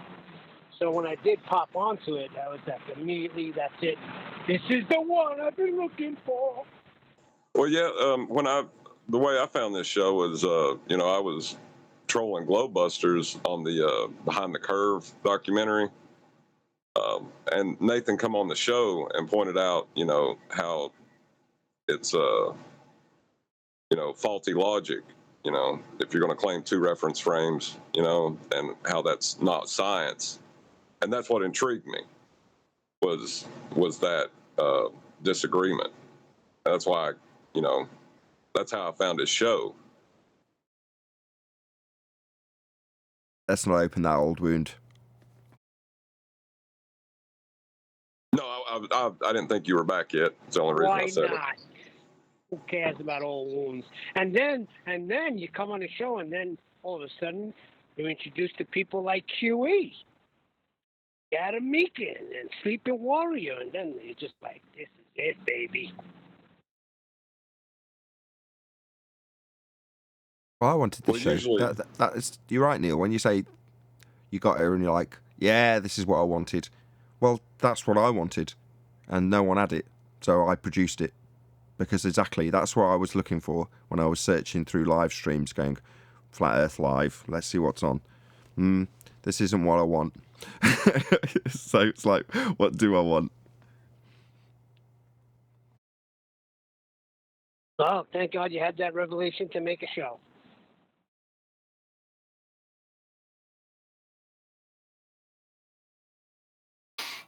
Sometimes I wonder about the timing, though. Like, if I would have come to your show in the very beginning when people were running rampant with the curve calculator, would that have affected how I perceived the argument,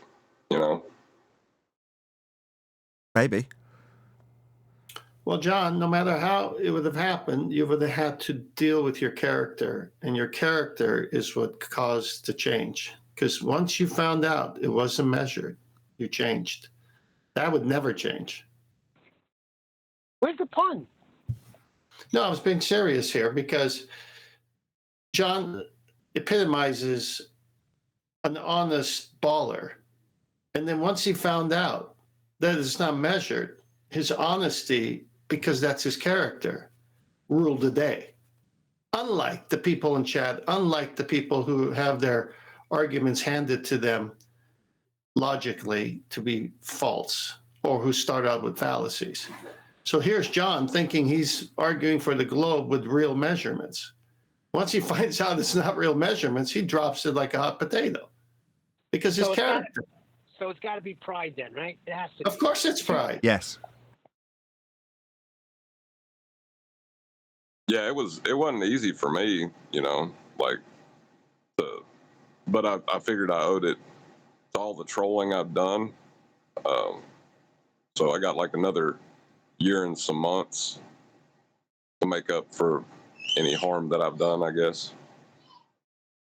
No, I wouldn't look at it that way, John. I think by you being on this show and just sharing your story, you've already done everything you can do. And it's devastating for them. Well, yeah, I mean, I thought the globe was, it was a measured thing and that it was, objectively true because you could measure it until the black swan.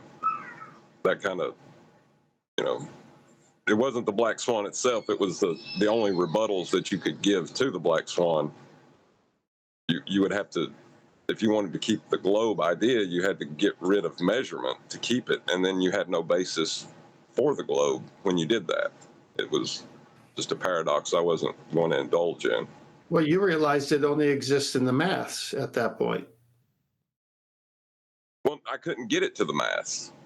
When I could take it to the mathematics, it was a lot easier. But if I don't have a measurement to base it off of, then what am I doing math on? Look at it the way I said it, not the reality of using math to check reality. Reality rules today, not math. If your math doesn't match with reality, your math is off. You were in the world of the math not matching reality, but believed it. Once you use the math properly to see if it coincides and matches the reality you experience, you said, bye-bye. Yeah, I'm still waiting for the equation that negates all my senses. I'm still waiting for that, clowns. You'll be waiting a long time for that. So stupid. Need a math equation. Although all I've experienced in my entire life is a flat stationary plane, but please, I have to believe it's a ball because of math. Like, are you serious? Can't take that nonsense seriously anymore. But they do that all the time. You come with something and they say, well, can you do anything with it mathematically? Why do we have to? Well, they've lost their math, so they don't have math anymore. They have to deny mathematics now. That's because you called them out on their false math. Yes, that's two ways of looking at it. Exactly. It's what I'm doing with the sextant. Once I started researching the sextant, I just needed to see one thing. How does the tool work? I don't care about all the other stuff that goes with it. I really don't. I just want to know when that tool, where does it work? Why do you think they take dip correction? Because you need to get the Earth to be flat to get an angle. It's an angle measuring device. I've cited them. I've shown it. They're dead right there. The minute they say the sextant works on the globe, they're dead. Because the sextant cannot work on the curved surface. It's so quick. It's marvelous. Or else why would you have to do dip correction? It's like a guillotine, right? Swift and clean.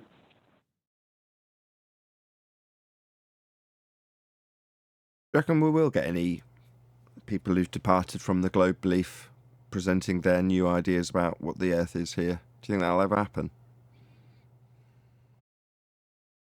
Say that again? Happened already. Well, it happened with Steve, but only because he got roped into it, and I can't remember, there was somebody else that came prior to Steve that had done it as well, about something flat earthy. I think it was Righteous Force, incoherent dielectric acceleration.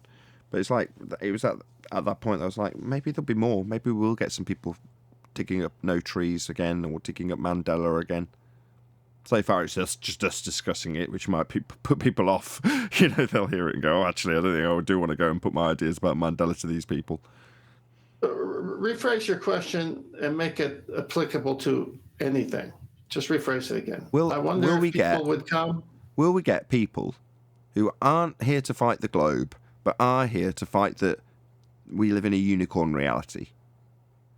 I see. Okay. Aren't here to disprove the globe. I missed that part. Okay.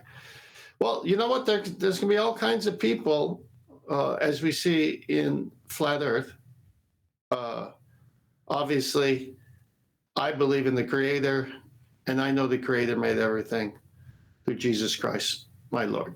Others say oh, I don't believe Jesus Christ is the creator, or he built everything and everything came after him, but he was the creator. Okay, fine. That's between you and God. But the point is, people are going to have all kinds of variations of flat Earth. It doesn't change the fact that the Earth is flat. And this show is about Earth. So if someone wants to give it a new age spin, that's on them, and they'll face their destiny one day. If someone wants to give glory to God, they'll give glory to God, and they'll face their destiny one day. We're going to have these differences. But the subject and the issue is flat Earth. No one says it's round anymore, but they might have all these other, ways of looking at it. Which, by the way, Nathan, Yes. 1 second, I'll be real quick. There's a football player named Aaron Rodgers, Green Bay Packers quarterback. Certain things he didn't want to do. I don't want to speak about it, but certain things he didn't want to do. But now that he got caught, because now all of a sudden he has this certain thing, he turns around and says, "Listen, I'm not a flat Earth anti-vaxxer. So flat Earth, I'm telling you, it's very large. It's not a small section of the internet that you think it is." Okay. Your point being? It's getting out there. It's a lot bigger than we think. Here's a guy in Green Bay, Wisconsin, telling me that, listen, I'm not a flat Earth anti-vaxxer. So, can I give you a recommendation for a channel? YouTube, Can I just give you a channel recommendation, Neil? Sports channel. no, I just seen him on ESPN. Just 1 second. But what does it mean, Just Neil? 1 second. What does it Just mean 1 it's second. out there? I want to give Neil a channel recommendation. Jack Sempe. S-E-M. What up, Nathan? What? I want to give you a recommendation for a channel. You got a pen, Neil? Seriously. Oh, you want to give me a recommendation? Yes. Go ahead. Jack, space, Sempay, S-E-M-P-A-Y. Check out his stuff. Can I address what Neil was talking about? Yeah, Yeah, let me go just say, let me just say this, Arvin, first. That comment from Aaron Rodgers was very cheesy. Ugh. Go ahead, Darwin. Right. So, but yeah, Neil, you say it's out there, but what is out there? People that kind of have their lives, and they also say like, "Oh yeah, I think the Earth might be flat," or are you talking about flat Earth spokespeople, people that have shows that are active in media and spreading flat Earth through media, like actively spreading it?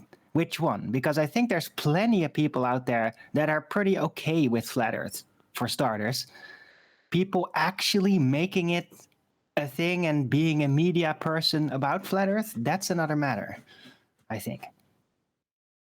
Every time they get a chance to blame people's death on flat Earth anti-vaxxers, they're doing it. Stop. I can't do this on YouTube. This will immediately get me shut down. Oh, I'm sorry. Just Thanks. to It change had the nothing to subject, do with anything I said either. So, just to change the subject real quick, is on Betty's server, there is a show where they're trying to create a flat Earth model. I think it's a folly myself, but, there's, like you said, there are interesting follies that lead you to a better understanding of something at the end of it. But, I hope them the best, but they are out there. There are people trying to figure it out. Figure what out? right. But are they media people? Are they spreading the flat Earth lore? Are they testing it? Are they constantly waking people up? You get an Or answer. they just happen to be flat Earthers in their personal life? Which one? Neil, Which that's one? directed to Neil. He's just an athlete, Owen. But I'm just saying. I mean, Right. you didn't hear about this 6 years ago. Anybody mentioning flat Earth on TV? So our little internet corner is getting out there. Well, he wasn't the only Sure one. it is. It was in the halls of Congress where a congressperson was talking about the current issue and brought in the same way a derogatory flat Earth statement while questioning someone. So it's out there. It was out there when Obama said the flat Earth society, in his nose up in the air attitude. So, yeah, they're trying to throw us into that can that says these people are crazy. But to Neil's point, it's out there, people are talking about it, which means it's working.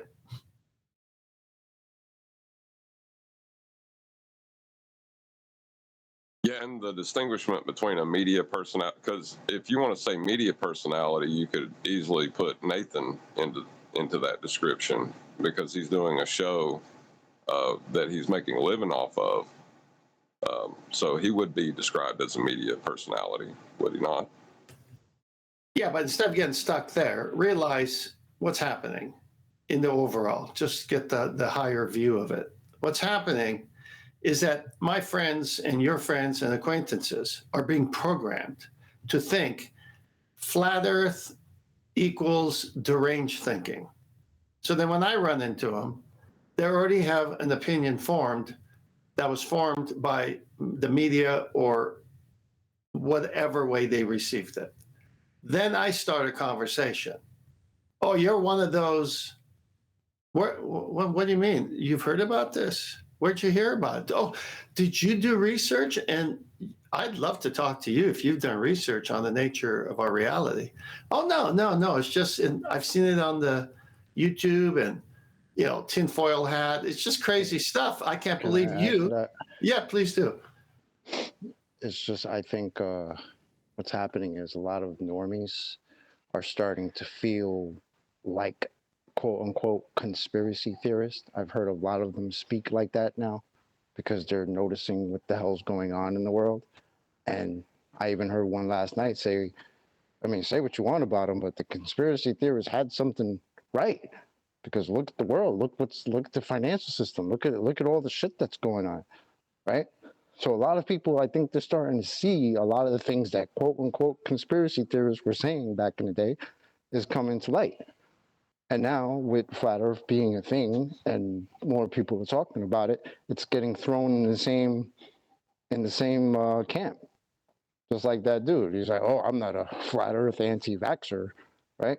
When 5 years ago it might have just been, oh, I'm not a conspiracy theorist, I'm not an anti-vaxxer, but flat Earth probably would have been thrown in there. But now it is, because now it's a lot bigger than it was before. Yeah, right. 2015. 10 years ago, they wouldn't have dared to even mention flat Earth because just having that word coming out of your mouth would have implications. Right. If it was 6 or 7, maybe 10 years ago, it would have been those crazy flat Earth 9/11 deniers. And if you go back another 20 years or 30 years, it would be those crazy flat Earth Holocaust deniers. Yeah. 10 years ago, we would have been called 9/11 truthers, which I always found was funny how truther is somehow derogatory when you're after the truth. I always found that kind of funny. Well, that's the way they roll, Chocolate. They take the very thing and they put it out there and spin it to mean the opposite. And they use consensus-driven systems that are in place because the media controls so many people that if you put out a news story one night and call it conspiracy 9/11 truthers, the next morning you've got millions of people already programmed to have that as a first response when someone brings up an issue relating to it. But they have no... Go on. Sorry, I just want to say, and over 100 years ago, it would be those crazy conspiracy theorist flat earthers that think that Prince Ferdinand wasn't actually killed and that started the war, right? Yes, because obviously that super hyper specific historical reference will be so in tune with my audience, Arwin. Thank you. But I'll tell you something that Chocolate could add on because he brought it up a week ago. Meanwhile, in the NASA documents, Martin Marietta documents, McDonnell Douglas documents, Lockheed documents, by them, what did they say, Chocolate, about Earth? Flat. They assume it's flat and stationary when building their vehicles, that they actually have to practically put in the air with people inside it. Yeah, whenever things have to be practical, we got to assume everything's flat and stationary. You know why? Because it is. Interesting that... Because it don't make any sense. No, it does make sense. Interesting, we can quote those sources. Well, yes. But it makes sense because we're not on the ball. The opposite is true by stating that positive. If they got to assume it's flat, then guess what? It's not. Paul? Not a globe, but it makes no sense to. That's why they have to do it on a flat Earth. Couldn't do it on a spinning water ball. It makes no sense. Right. That's why it's in their documents, and that's why when you pull that out, you say, well, what if I show you information put out by companies that make all the things that are supposed to work on your ball, and they say this? Did it wake them up? Did they say, oh my gosh, I've been lied to? No, because they're not John. John saw it. John said, I want the truth. He dropped the ball and realized there was no measurements, and the black swan woke him up. These people, you can hand them a NASA engineer with the document saying, look, dude, the thing is flat. We've been lying. No, it's a ball. I don't care if you're NASA. Yeah, Chuck. Yeah, man. Yeah, 10th man. Just because you can't see the geometry of globe Earth doesn't mean it's not a globe, man. Listen, there's people still begging for them to reinvestigate things that happened at 9/11, and they still won't do it. I was People just that about lost to say, people. stop. Why do you keep doing that? Stop. What? Stop. I was just about to say, that is why I don't allow conversations about 9/11 or Sandy Hook or, I don't know, the Holocaust, whatever it is that the conspiracy theorists, in quote, don't take offence when I tar you with the brush of mainstream media. That's what I am doing, and I know I am. I'm not trying to be derogatory to anybody who looks into those subjects. Fine, do what you will. I don't agree or disagree. But we will be tarred with a brush of those conspiracy theorists if we, at any stage, start debating those fringe topics to the main subject, which is flat Earth, the nature of reality. Well, the nature of reality has a fringe with all of those other subjects because we're bundled together with them. Also, if you've come across this as your first subject that could be considered in that same tarring conspiratorial, well then there's a good chance that you will find your way to other subjects that people have discussed in the conspiracy realm. Well, does that mean that we align with every one of those positions? No, but it's very useful for a controlling entity to bundle you with all of those crazy notions from those crazy people, which there will be plenty of in terms of their ideas about what may or may not have happened in a potentially media deception in any of those instances. Well, you can get into those things and probably will after you've been here, but if we talk about them, then we get, just regardless of our opinions being logical, correct or otherwise, we'll just become those crazy people who talk about whatever it is that the conspiracy realm shouldn't be talking about by society standards. Now, frankly, no offence again to any Christians on the panel, the same is said for a religion. Yes, it's one overlap when you get to the creator. It's undeniable. I wish it was deniable because I wanted it to be at the first part of my journey in this. So, as much as I might have tried to deny it, it is overlapping with the subject. It's integral, actually. It's the basis of it. But it doesn't mean that the fringe aspects of that creator need to be debated about in terms of Christianity. People will occasionally express their views, and occasionally, in the after shows mainly, we will get into a bit of a wrangle-dangle about it. But certainly on the live show, I just wouldn't allow it, because then we become those crazy Christians, don't we? And I don't want to be that crazy Christian. I don't care if you're a Christian that perceives the other Christians to be crazy Christians either, because regardless of which side of the fence you are, there's a societal brush that's out there just to be used to tar us with that nonsense, regardless of which side of the fence you're on for Christianity belief. Understood, but there's people that's their first questions. If they believe the narrative of 9/11 and we landed on the moon, then they're probably not even going to listen to you about flat Earth.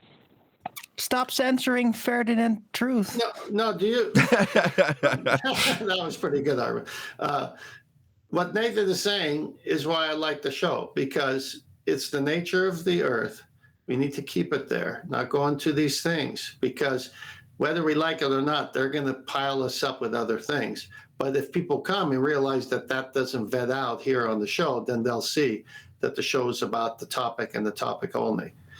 And Correct, that topic. But it's all connected. It's all connected. Well, he just said that. He just said it's all connected. But isn't it great that someone could wake up here and then go seek those connections? Right. And in the same way, when people get into, let's just take it away from the conspiratorial and put it into the mainstream, certain deceptions, let's keep it nice and simple in terms of advertising, where they utilise the claims of science. Well, again, because you've potentially come here and not heard us, unless you're in enough to show that's particularly lengthy and we're on a good mood, endless discussions about advertising for tyres. We use it as an example, or I do, in terms of when they claim scientific validity for their mathematical testing of something. Well, the science of shampoo is a deception that you could easily learn. It doesn't mean that we're going to be discussing the whys and wherefores of Yves Saint Laurent over L'Oreal or whatever. That would be something that maybe people in the audience suddenly go into looking at because they find an interest in the deception that is the science lie when it comes to heliocentric claims. But I think it's easier to get people to understand those notions if you try and keep the subject you're discussing those notions around hyper-specific, because then at least the subject of science very, very open to all sorts of different areas of life. But because we keep it hyper-specific, we're still exercising the education properties of that method when we talk about it in the context of flat Earth and globe Earth. But it makes the show make sense and means that you can disseminate a wide-ranging plethora of subjects so long as they directly link to the nature of reality. And then it can always come back on track. Number one, because that is the show that I've picked to do. But number two, like I say, so we don't get tarred with the brush of conspiracy theorists. And number three, so the expansion stays within the realms of what we're actually trying to achieve, or what I'm trying to achieve. And that's the dissemination about the beauty and wonder of the world we actually live in. It's amazing that you used the shampoo illustration, because this show is head and shoulders above the rest. Right. Now the science part. Independent variable. L'Oreal shampoo. Car talk is very tiresome. Very good. I was going to say independent variable. L'Oreal. Dependent variable. Shiny, shiny hair. Not L'Oreal. Head and Shoulders. You Brits can't get it. He got it.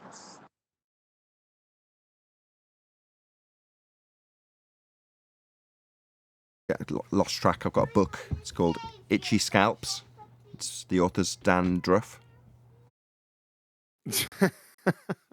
I'm into Old Spice. I was part of the Spice What Girls. the That's hell? what my daughters call me. Yeah, you it's want to terrible. prevent dandruff? Don't shower every day. A whole Wash your library full of hair them. every freaking day. I'll just put lovely. a few other titles. Old Clothes by Fred Bear. By who? Fred Bear. Fred Bear. Old Clothes by Fred Bear. Oh, brother. Threadbare. What the hell are you talking about? Who's his partner, Barney Rubble? Where's Tom Tom, the cat Is that some romancer? kind of He didn't come back Freemason today. code? What are you talking about? Book titles, joke book Holy titles. Willie Make It by Betty Won't. Oh. Or Parachute Jumping. Parachute Jumping by Willie Make It. Oh, boy. What'd you say about Tom Tom? The Yellow Sea. I by said, where's I.P. Tom Freely. Tom, the cat romancer? He had a great rhythm. They don't want to talk about Tom Tom, I guess. Tom Tom, the cat Tomcat. romancer. Use his full name. Cat Romancer. Tomcat. Can we call him Tomcat for short? Yeah, it has some crossover there, but I would prefer at this time Tom Tom, the cat romancer. Why was Tom Tom the Cat Romancer so unreasonable in terms of getting a concession out of him, do you think? He's typical Baltard. You know, it's SOP, rinse and repeat. So are you saying he lithered his arguments all over the place? He did. 8 out of 10 audience members preferred his scientific disclaimers at the beginning of the show. I wrote everything that more or less everything that he said and put it in multiple Skype channels, by the way. I'm really So sorry. that tells me you didn't read them. No, I because didn't. everyone I'm sorry. was on top. Everyone on top was titled Tom Tom the Cat Romancer. So that tells me you didn't look at them. Yeah, but the thing is, you have the highest of hopes when people come in and disclaim that they're a reasonable person and, you know, they're here to learn and all the rest of it. And I've got this brother that's into it and he's just sending me videos, so I need better explanations. You get to exercising the Socratic method and just come into an agreement about what science is or isn't. And then you spend 40 minutes with them going, no, I'm not going to concede that science doesn't prove things. No, I still hold true. That's what. Go on, Neil. That's what confused me about the guy. He seemed so sincere on Friday, and then to come in yesterday and act like a total asshole. I warned you. When they have a position that could be outed by, like when we used earlier in the show, we talked about how math is used. So they go against math when it comes to protect their model, but they use their math in the wrong way to create their model. So Tom comes in, acts like he really is interested, and then the very thing that is essential, the empirical method, he says it's not. It's like, where do you go with a guy like that? That's why I said, is a straight line straight and a curved line curved, and are they two different things? And with a baller, at times maybe, but at other times they're the same thing. It's like, no, that's a violation of law of non-contradiction. Yeah, but you got some people out there. There's a wanting to question hear you a didn't debate. ask. I know I'm What's getting that? rumpus by somebody, probably Neil. No, I was There's a talking question first, you but go didn't ahead. ask. Here we go. Every time I say something right, the new chocolate.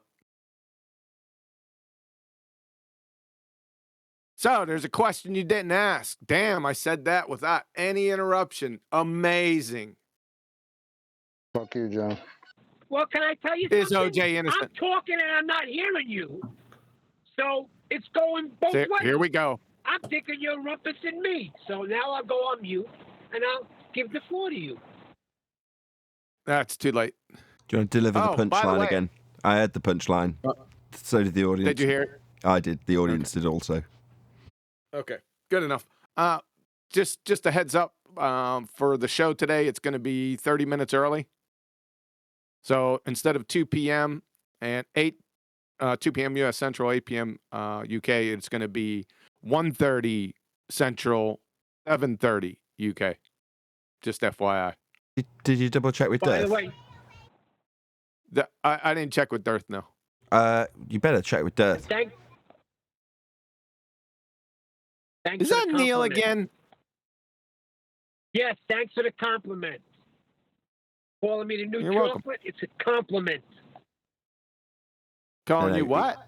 He's never gonna. You're never gonna be as handsome as chocolate. Just calling you the new chocolate isn't like a reference to how you look, Neil. I'm sorry. Yeah, but Where the hell's Neil- chocolate been? But Neil's looking at it as a new bar. That Right here. What's going on, man? Right here. I haven't seen you anywhere else, and that's only periodically. What's going on with you, man? Living life, Let's my get friend. let's get personal.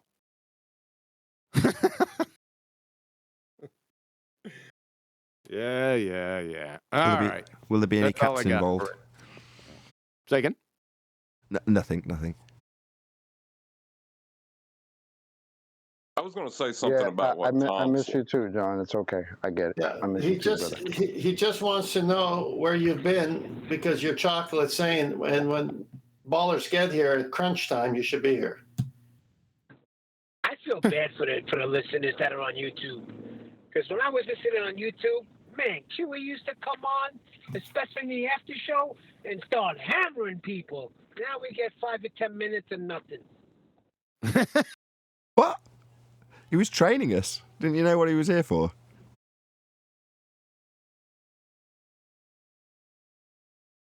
Those were Didn't the you days. get the memo? You not remember all the pink writing? That was training. Love the pink writing. Well, you liked us being trained in what it is to be QE. Well, yeah, but I'm saying, like, you got people that are just listening now, or say they're just stumbling across this show. They don't get what I got. I feel bad. That's all I'm saying. Yeah, I know. How you figure? How you figure? You're still getting the same. Well, you're not coming in as much like you used to. I'm just saying. I had this show. I had it mapped out through my morning. I knew that from 9 o'clock to 10 o'clock was going to be a show, and then later, then there would be an after show that I could turn on at 5 o'clock and catch what I didn't catch because I had no idea on jumping on the show. And these things were great. They were exciting. I couldn't wait. And I'm sure there's other people out there now like I was. Notice how Neil took everything and switched it around. QE comes and says to Chocolate, "Where you been? I haven't seen you around." And then and Neil goes, "Hey, QE, where you been? You don't come around."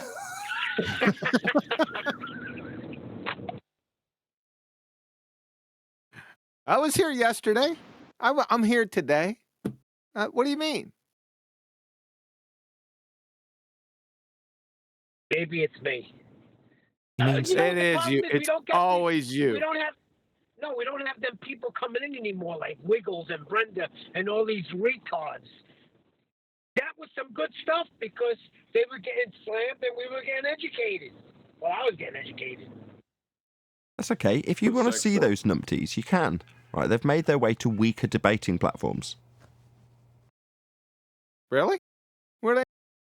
Yeah, they've just made their way to weaker debating platforms where they're allowed to beg the question and so forth.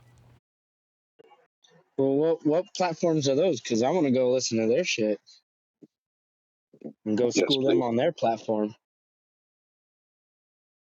You want to take the fight? That's what you should do. See, this is the continuation of the training. Yeah, I want to know what platforms they're on. I have to seek them out. Brandon's, you'll find them there. The point is, this is like a training ground. So once you're like chomping at the bit to go out and seek out the numpties because they've, been scared away from the training camp where all the, the Marines are getting trained and just using them as punching bags. That's essentially what happens here, right? Well, yeah, they're going to get sick of that and they've run away. That's okay. But when you're hearing all the arguments being disseminated on a daily basis, you're going to reach a point where you go, I want a taste of that blood. I can smell it. And yeah, go forth, find out the numpties, and pummel them to the middle of oblivion with some of the arguments that are training you. We're training you in daily here. That's all this is.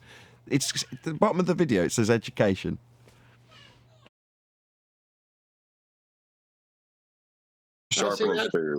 That's interesting because that's not me. If they come, I'll do it, but I don't go looking for them.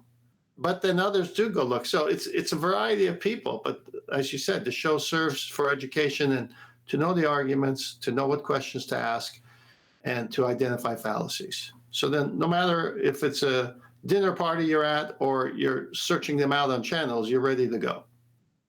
Well, see, I went to one of those channels. I went to Jim Panda's, and I got banned in like 15 minutes, even if it was that long. Like, wow, that's a record. Well, I don't know if it's a record, but yeah, they didn't want to hear what I had to say at all. I'm usually gone in the first 30 seconds.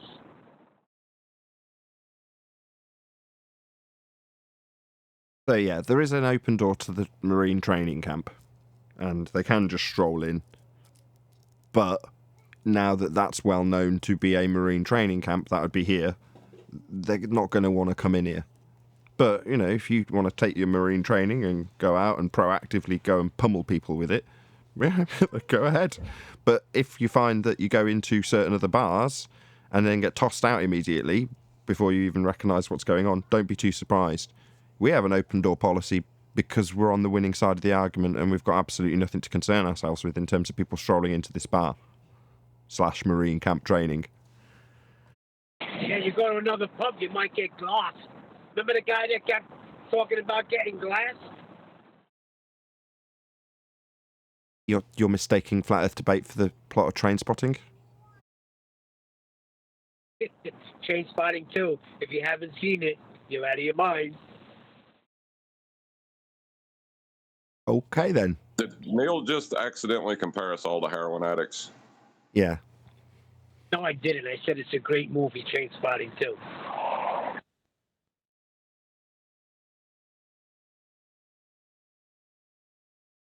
Well, whatever you do, don't put a link up.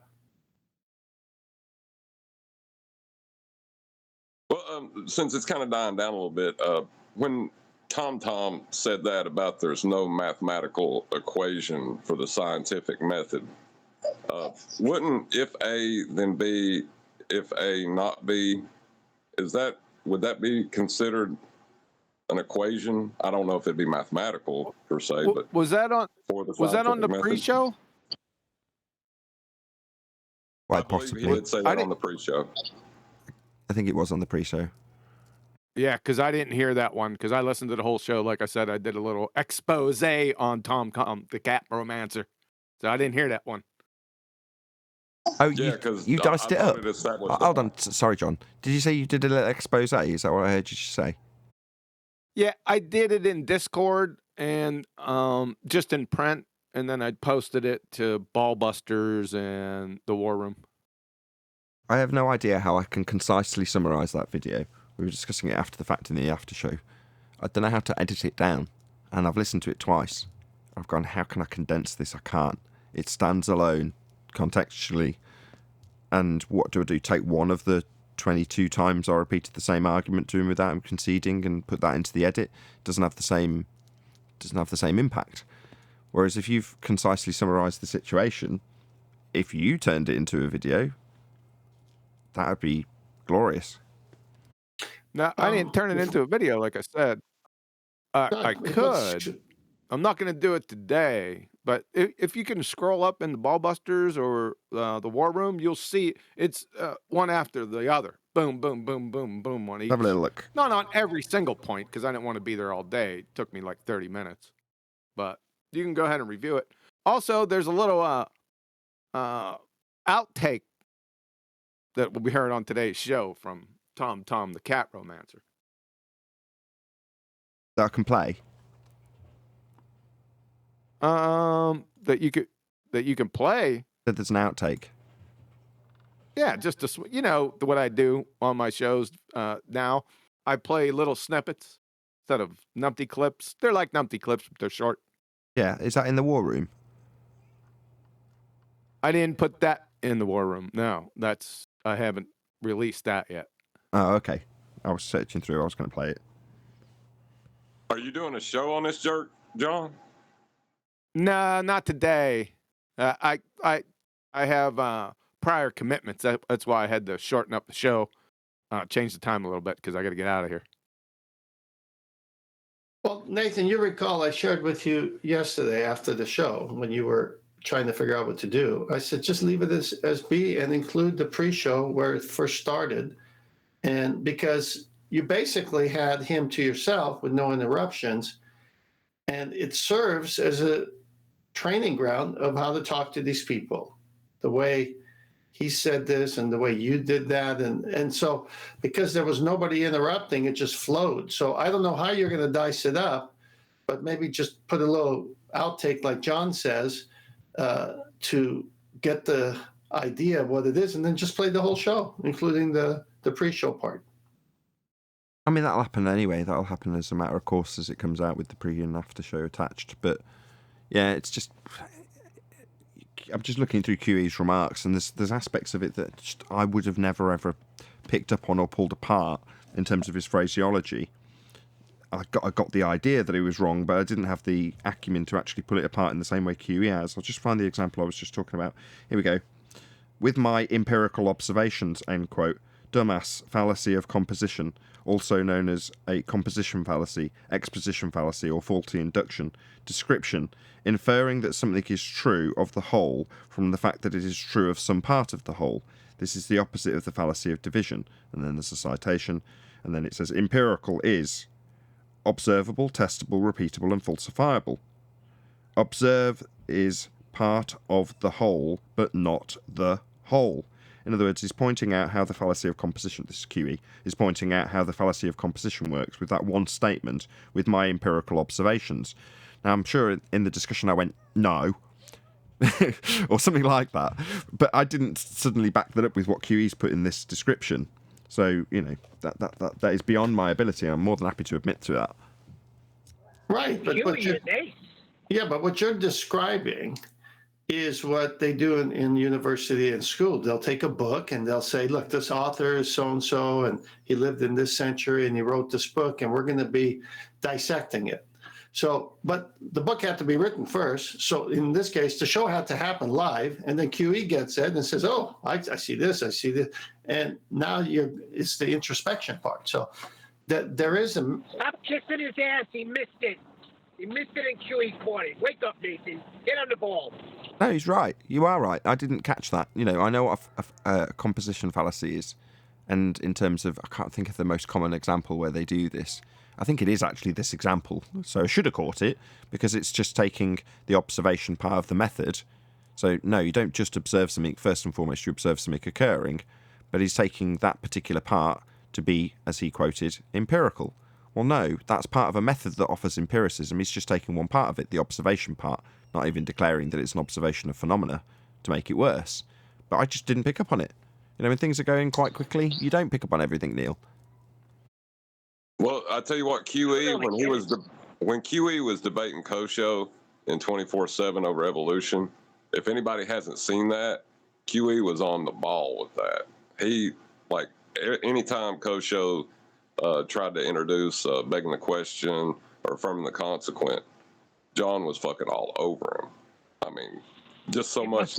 It was awesome. That's any denying the antecedents in that argument? No. I don't even think he let him get that far. It must suck baiting QE. Yeah, but it turned into a shit. Yeah, but the problem with that, it turned into a shit show because everything out of his mouth was a fallacy to begin with. So people started getting on me because it was a shit show. I said, I'm sorry. I'm not going to let him, start off with a fallacy. I'm not chasing that 3 and 4, leagues down the road. Right? I'm stopping it dead. So that's the trade-off. That was the whole point of the platform, is you make your objection as soon as they make the fallacy. And that's what you were doing. I don't see how people could think that was a shit show. I don't know how that's a format of the platform. That's just how it should be. As soon as you employ fallacious logic, that's the end of your discussion in that regard. Yeah, I don't know how people could think that was a shit show. I thought it was amazing because he couldn't even enter into his argument because John stopped him every single time. I was there live. That was awesome. Paraphrase QE in this regard. Why would you want to get into the weeds? Well, he didn't even get into the tall grass. John never let him off the pavement. It was pretty cool. Yeah, and I'm in no doubt that he was crying foul every time you stopped him. You betcha. But it was so whiny and pathetic when he did it. It was almost like he was saying, if I can't use fallacious logic, I can't make my point. They do occasionally say that. I love it when they actually say that. For example, well, I've got to beg the question a little bit. If you'll just let me beg the question. If you'll just let me beg the question and let me get to the end of my argument, utilising that begging the question, then we can get somewhere. But you just keep stopping me from begging the question. You can't expect me to hand you the actual evidence for R just because I need to assume it in this current argument, okay? Don't be unreasonable. Now, Mitch might say that I'm begging the question here, and in many ways, yes, I am.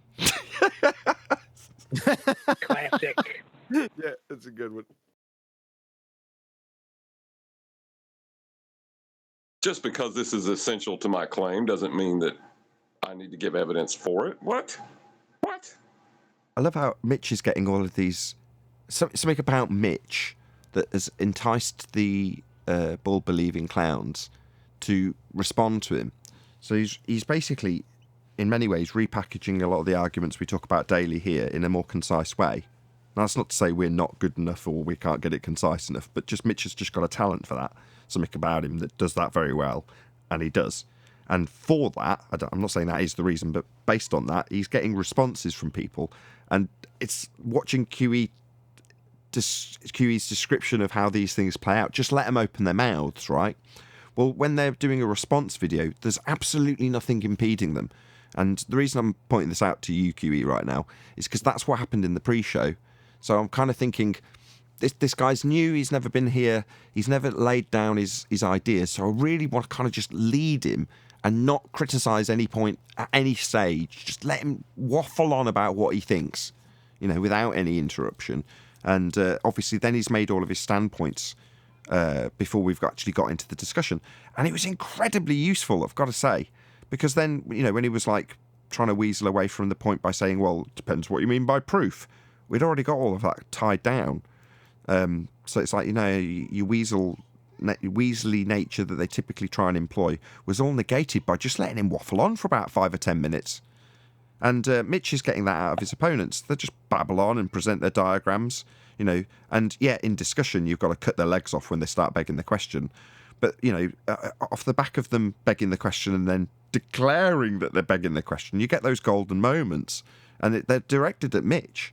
Mitch will say that I've got to beg the question. I mean, I used to get that years ago. I think it was actually Phil Bell who said pretty much the same thing. Well, Nathan Oakley will say that we must beg the question. Well, yes. Yeah, that was Phil Bell. Yeah, but there's nothing wrong with that if you did it during the pre-show, right? But what show number is that? So I'm going to write that down. It's 1526 pre-show, so it's the one that's Law and Order in the title. By the way, that was brilliant how you did that yesterday, Nathan. Do what? The bit that QE can't watch at the moment? No, how you set him up in the beginning just by letting him talk. And of course, I went to say something. Well, I didn't say nothing else after that. Yeah, I even stopped Neil at the point that it was perfectly justified in cutting him off. I mean, it's hard to do that, Neil. I've got to be honest. I felt really guilty because obviously you're jumping in at the exact moment you should. And I'm saying, no, Neil, let him do all this nonsense. And you're probably chomping at the bit thinking, but he's talking complete nonsense. Why aren't we stopping him? Hey, Nathan, I got a question. Go ahead. So I got somebody in my Facebook Messenger saying that there's no way that the Earth can be flat because during an eclipse, during a solar eclipse, there wouldn't be anything to block the light's reflection on the moon. Yeah. Hey, also, everyone calm down. The sun Hold on, let would me hit finish. a flat Earth. Also, with the angle the sun wouldn't hit a flat Earth, we wouldn't be able to see the eclipse either way. Okay. I was trying to get him on the show to just recite it himself, but he says he's too busy. Useful. Right. So all the physicality assumption bias and all the assumptions that he lodged into the flat Earth model that he extracted from the heliocentric model assumptions, they don't work out anymore? You don't say. That's a pretty good concise summary. Probably too concise, Arwin. So what he's doing is he's taking a lot of his ideas of how the world works in terms of what an eclipse is with several assumptions. So he's assuming orbital mechanics, and he's assuming that these celestial objects move in between each other with their orbital mechanics, and therefore there's a blocking effect or a shadow or whatever he's claiming in this particular eclipse to him, depending on the type of eclipse. But all of that is based on orbital mechanics. The motions of rocks as spheres in the sky around us, with us moving around the sun.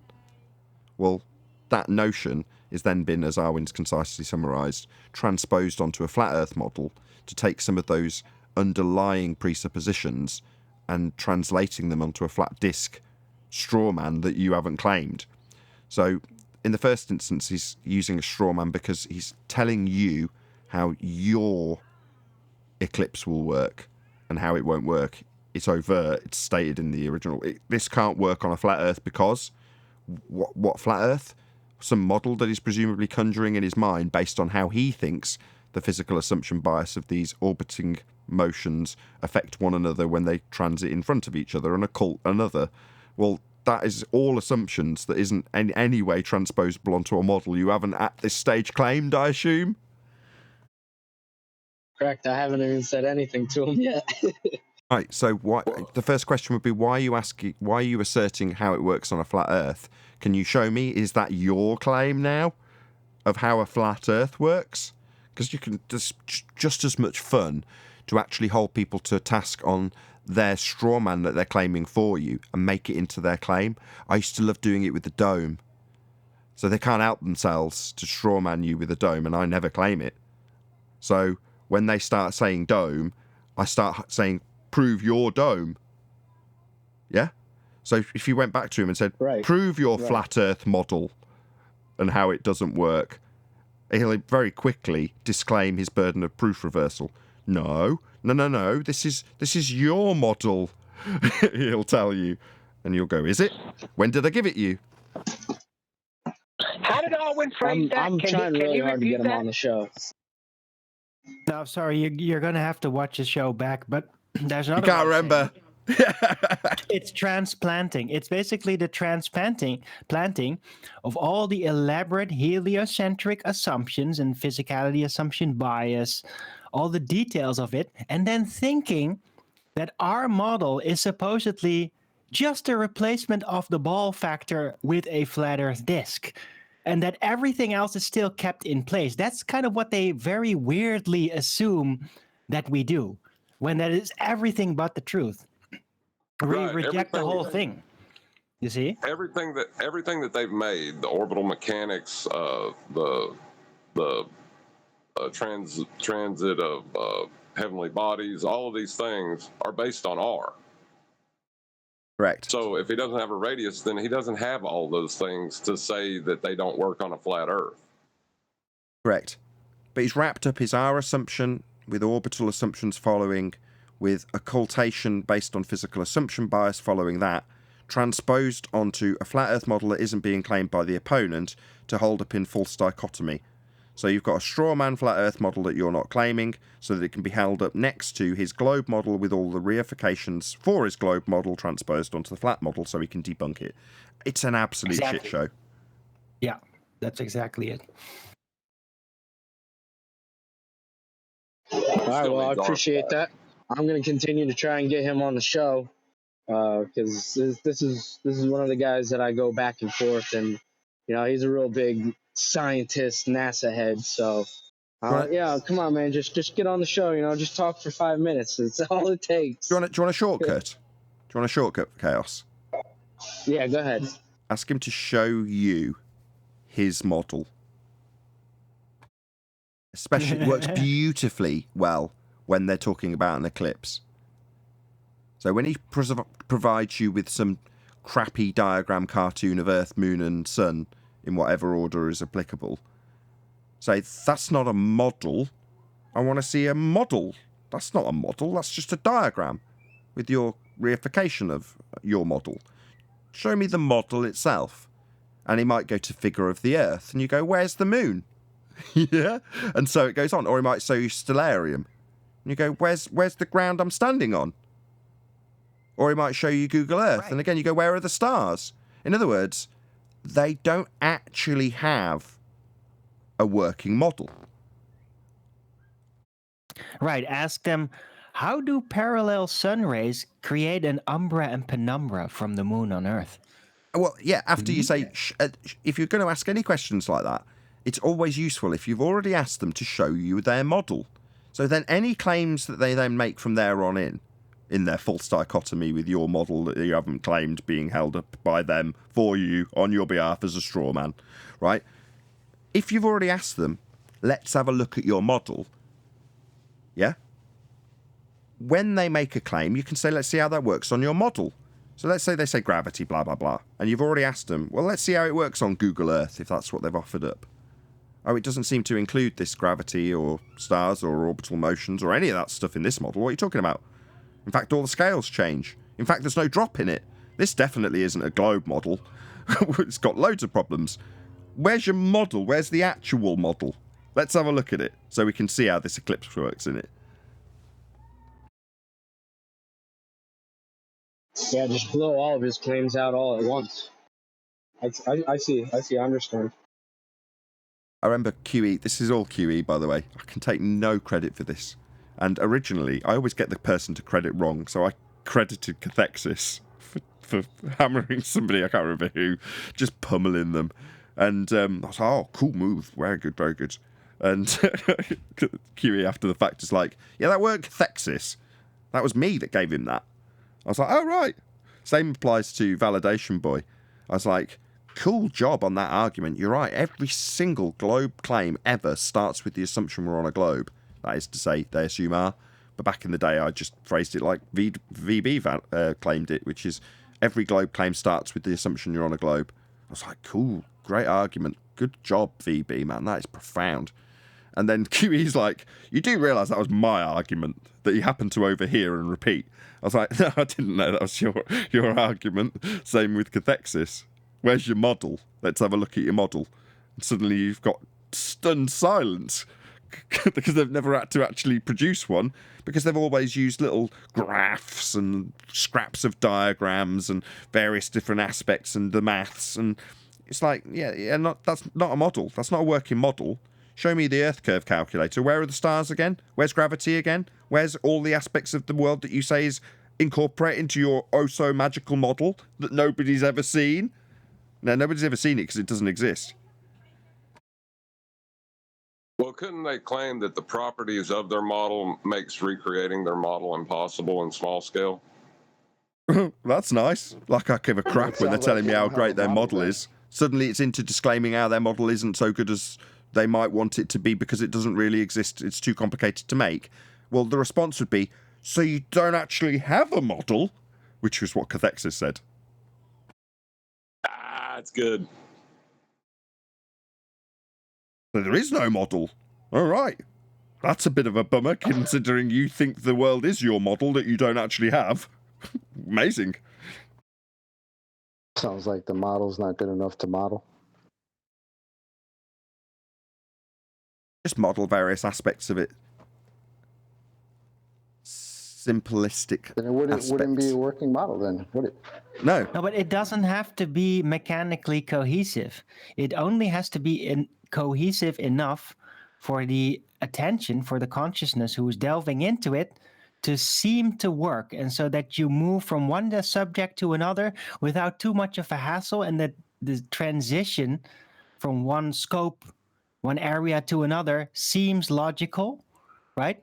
So it's really a make-believe model, and the consciousness can be tricked into believing that it works perfectly. But when you evaluate it mechanically, then it's a giant mess every time. Sure, but I've seen people claim the globe Earth model and then presented a graph. I think it was Betty Van Velsen, actually, that had this done to her by GeoStreber. And he was presenting a graph for the Etvos effect and saying, this is our model, this is how it works.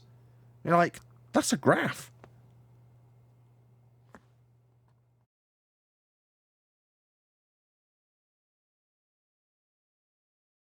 Well, yeah, it was a conjured graph too. It wasn't an actual graph of any data. It just, this is what it would be if that were the case. Betty jacked his ass yard, man. That was classic. Right. Well, you can only make partial model extractions using math and all that, right? Because if you would make an actual full-blown physical emulator of the ball Earth with everything that is involved in there, it doesn't work. Right. It never works. The gas is immediately gone. Things drift apart. It's like if you have a real physics-based engine emulation of the Earth, then it just doesn't work. So you can't do anything but just highlight fragments of it and mathematically like explaining that detail. Because if you put it all together, it doesn't run. It breaks apart every time. Well, that's why they disclaim gravity. That's why they disclaim that about gravity and say they don't know what it is, because they know that'll happen if anybody ever tries to do what you're describing. You know. So wait, bits and pieces of the model work, but not the whole model. There is not a whole model. Hold on. There is no whole model. That's the point. When you phrase it like that. What model? Whole model? What model? So that's what I'm all saying. the loose So why are they elements getting that are away with it? involved with each other, and if you all make them apply, every part of it, then it just syntax error. It just doesn't work. It doesn't match. It breaks apart immediately. Right. Because if you go apply geodesics and space-time are mass attracting mass both at the same time when they're in different geometries. They don't universally work, so you can't have a globe model because they appeal, cherry-pick various aspects, out of date or otherwise. Whatever's rotten in the fridge and needs shoving in that sandwich is what will shove in. But it doesn't mean that it'll make a coherent model. On a slightly different subject, as we brought her up, and we were talking about this being a training camp, we're quite lucky in the respect that we've had a nice, slow, progressive training from Quantum Eraser in terms of our current discipline, Flat Earth, that is. Whereas Betty took a very different approach. In other words, she watched QE's debate with the Rumpus and went, I'll have some of that, please. Got in touch with him and then went through like boot camp, full-on intense training with QE. And, you know, while QE was describing her interactions with GeoStreamer, I was picturing her process because she's described it in detail, how she got her training, if you will, through Quantum Eraser. And whereas we're more like a sort of gentle once-a-week jog like you get at school with your PE lesson, she had the full-on Rocky climbing up a mountain and pushing the weights and the music and the montage. She had that, right? She had a very different sort of introduction. And at the end of that, she basically is Rocky Balboa. She's like, she's debated Red's Rhetoric and GeoStreamer and various other people and just absolutely held them to task. Reason I mention this is people may not know that, right? Betty runs the server, it's her server, and she also has a high degree of administrative effect over the Bullbusters show and a lot of the aspects of things that we do. Betty's very involved, and she's like the hidden hand. We very rarely talk about her. When she's on the show, it's one of those that because she's kind of, I don't want to say in charge, that's not really true, but, you know, kind of like a superior, let's just put it that way. To demean that, to bring her down a peg, we all take the piss out of her. There's a lot of misogyny, overt, so it's not like we actually mean it, that she'll suffer on Bullbusters and more so on the show I'm not on the weekdays, right? But people may not realise that, you know, she is a debating veteran. You know, she is the metaphorical equivalent of Rocky Balboa in this instance. You know, fully trained, armed to the teeth. Not Rocky, Rambo. You know, she's that's what Betty's actually as a person in terms of this discussion. But if you just watch some of her biblical streams, you might not actually realise what Betty's all about and why she's in the position that she's in. So as we're talking about her, I just wanted to give a big shout out to her because she's very, very much underappreciated. And in many ways, we wouldn't have this show if it wasn't for Betty. You know, the server that I'm very privileged to be using is run by Betty. So, you know, big shout out to you, Betty, if you ever listen to this. Thank you so much for letting me use your server and being you. She's doing something on Thursday, too. I got to talk to QE about that.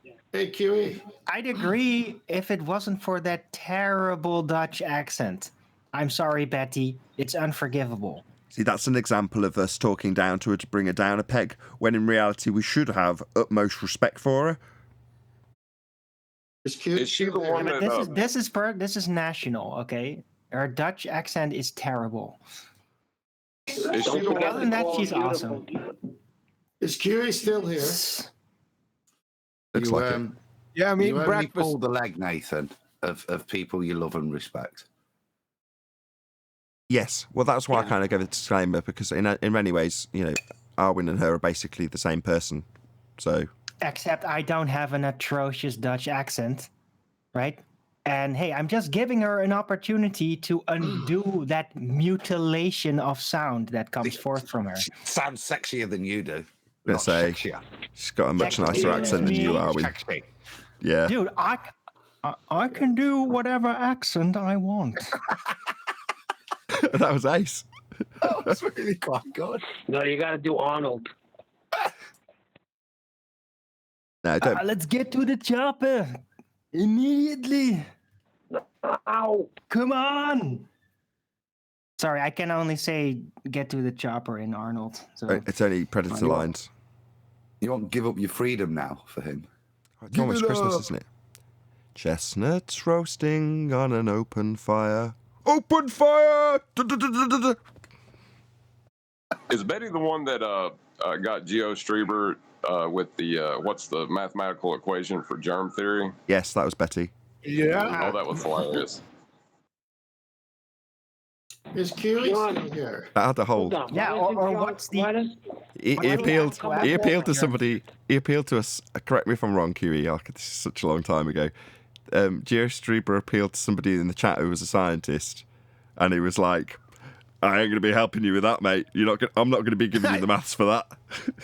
Yeah. Yeah. He was a biologist. He's like, you can see him trying to give him the hook. No, don't. Stop. Get it away. Get it away. Shh. Don't be asking me this. That was genius. That was absolutely genius. Sorry, Tenth. I just want to say that was absolutely genius. Well, before you go, Tenth, I'm going to summarise it because it's going to get us lost in the discourse otherwise. So, what was actually asked was, can you give me the mathematical equation for germ theory? Now, the purpose behind that question is because germ theory is something that is based in science with experimental validity. So to ascribe the mathematics to this cause and effect relationship is going to be impossible. There is no maths for germ theory. I disagree, Nathan. I think here we go. germ theory is actually historically frauded, right? Because the actual independent variable, the clean bacteria, were not properly isolated from the excretion of the bacteria, which were notably toxic. Ever. Go on, Chaos. In the history of viruses, they have never been through Koch's postulates, and they have never been isolated on their own and have been proven to cause the same disease in a healthy individual. I would back away from the mic Because slowly. they never isolated the actual cause of the effects. They never isolated pure bacteria. They would always add more stuff with it, more of the sample that is not the bacteria. Correct me if I'm wrong. This is actually QE's wife's specialist field. Actually, it's not bacteria. You can extract pure bacteria. Bacteria is a living organism. Viruses, on the other hand, have never been isolated. Proven. Hold on. Everyone calm down. No. You just gave a really interesting bit of clarity, which, yes, correct. Do you want to just repeat that? Which part of it? Bacteria are living organisms, and viruses are not, and have never been isolated on their own, and have never been through Koch's postulates to prove that they will cause the same disease in another individual or variable, as you would say. By the Neither with bacteria. Neither with bacteria, because if you theoretically inject yourself with some bacteria that are pure clean, no excretion, only pure bacteria concentrate, it doesn't actually do anything. Go on, Adam. You're high, man. You're on drugs. No, you're talking I'm right. I only want to hear. Hello. Just want to hear the Adam Meekin. Nobody else. The statement that a virus hasn't been applied to Koch's postulate is true. It could never be. The postulate requires you to isolate, grow, and culture. A virus, by its definition, isn't able to do that. It requires the cell to replicate. So it would seem a false way of analysing viral existence by using a mechanism that's designed for bacteria. Want to add anything, QE? I'm eating, but there's a lot of people talking out their ass that don't know what they're talking about. But I'll be back in a couple minutes. Okay. 10th, I know you want to ask me something. Just give me a few minutes. Once he's scoffed down his banana split. Yeah. I think this is taken away from Betty's point, though. Shut up, either. Yeah. If you're gonna go there, I won't be shamed. You talk shit to me, or you even leave my name out? No. Bacterial theory has never been properly scientifically proven. The original postulates had contaminated sample. They'd never purely isolated the actual bacteria because they're not invasive, hostile entities. You said that already. Yeah, we heard that. Yeah, and I will repeat it. Every time somebody talks shit to me, like I don't know what I'm talking about, because I do. Hold on, everyone calm down, especially you, Owen. Go ahead, John. Not the QE, John. Well, I think this is taken away from Betty's point because GeoStreber was trying to say that everything could be put into a mathematical system. And she hit him with, well, what about germ theory? Because he was taking the stance that math is reality. No, it's a good point. Let's get back on to the point about Betty. He said that math was science. He associated mathematics and science, and that just opened up the floodgates. So that's important. Let's get back to that. I quoted him wrong. Yeah, science is the study of numbers, according to Rumpus. No. Go ahead, QE. No, I was saying that's a good point. Let's get back to that. Stop arguing over germ theory. It's not a fucking big deal. Just get back to the flat Earth. Let's deal with flat Earth. How about that? Not a big deal. It's only the very foundation of the entire medical system. That's all, you know. It's not. Well, Betty had a good point, though. It's not a big deal. Betty had a good point in debating him, though, because when he tried to mix up mathematics and science, I did misquote him. You're right, QE, but. She hit him with that, and then he had a biologist in the chat that was on his side telling him, like, dude, I'm sorry, I can't do nothing for you. Exactly. That's exactly what happened. Awesome. Exactly. So within their discussion, obviously they're going to adhere to their paradigms regardless of our discussion within this internal structure now. We're discussing whether or not we see validity in germ theory, which has been scientifically validated, I might add.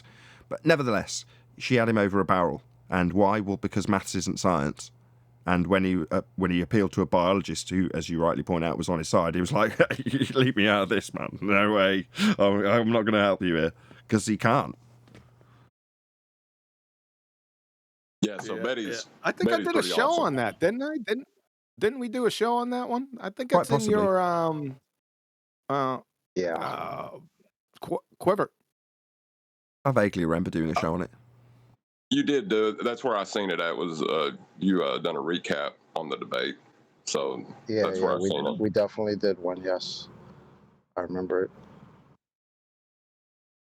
All I was trying to say was Betty's awesome. awesome. Back and listen to that. I was just trying to point out how ace Betty is because she doesn't often get any praise. That was all I was trying to do. Yeah, me too. She smoked him. And remember, GeoStreber has a master's degree in chemistry. By the way, I did not know that.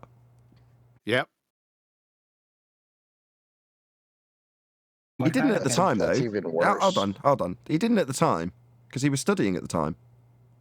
Yeah, he already had a bachelor's. I think he was real close to his master's at that time, or he already had it. It was real close. Right, I was going to say he was studying for it. I knew, yeah.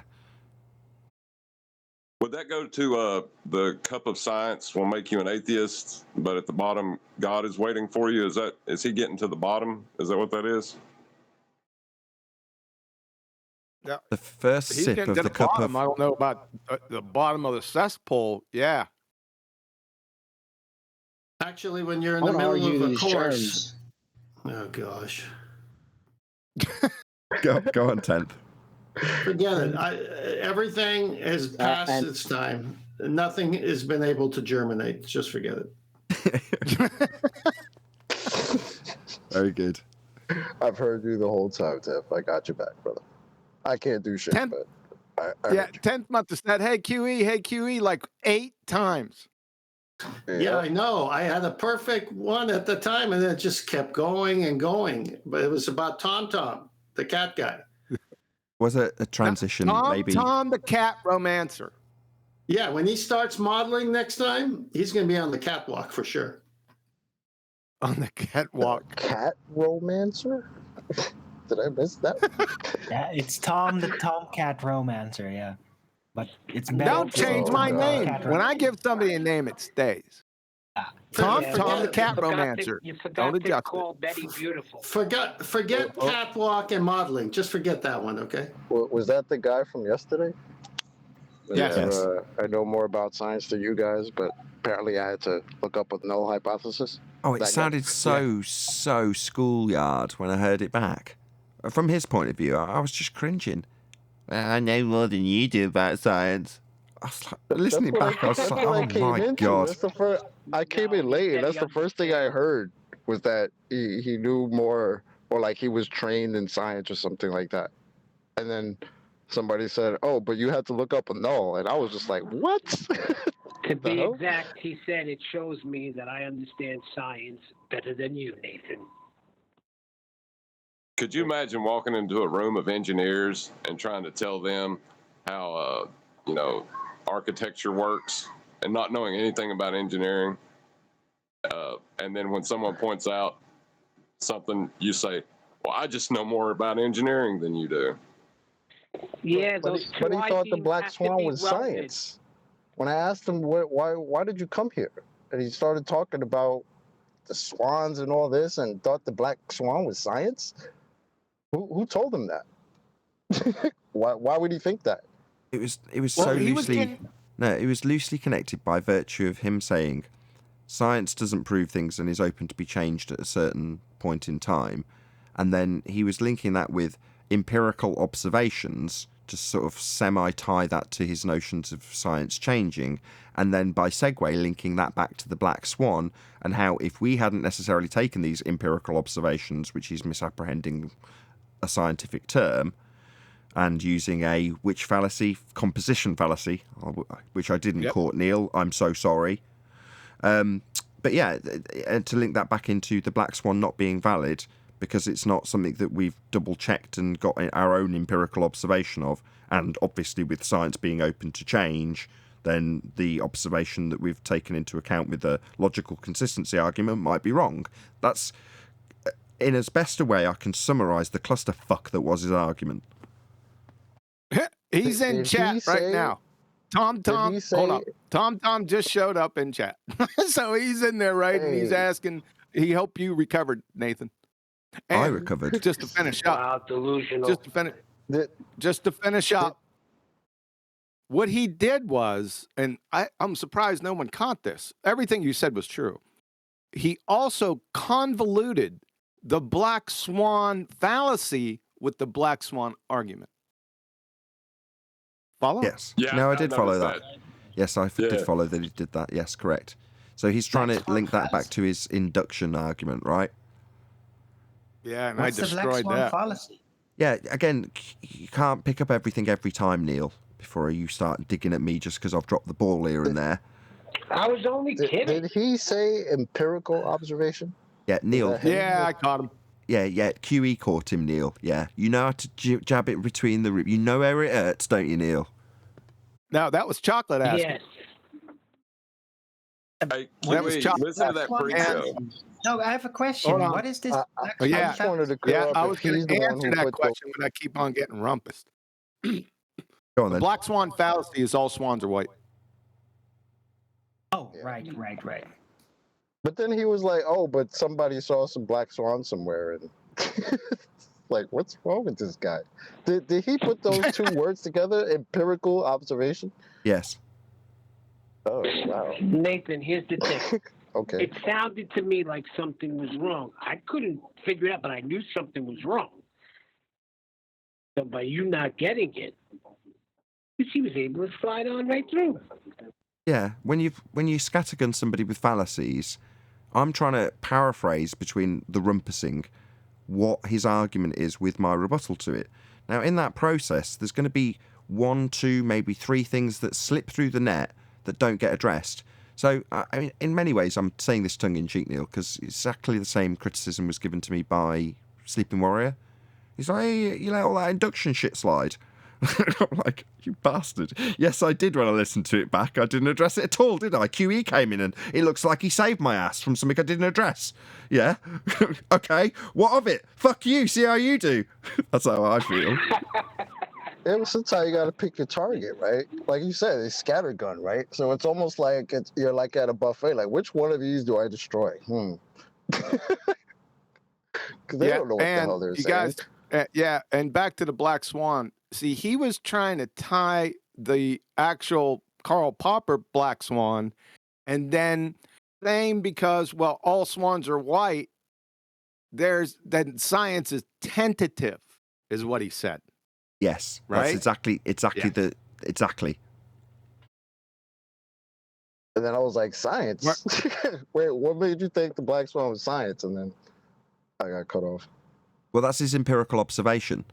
So by virtue of using that connection to say that the part of the science is to say that all of them are white, and then look, here it is with Karl Popper's analogy showing that, you can't just use this empirical observation that's scientific, because obviously, look, you've only got to show one black one. And we're all sitting there going, we know the Karl Popper analogy. Are you having me on?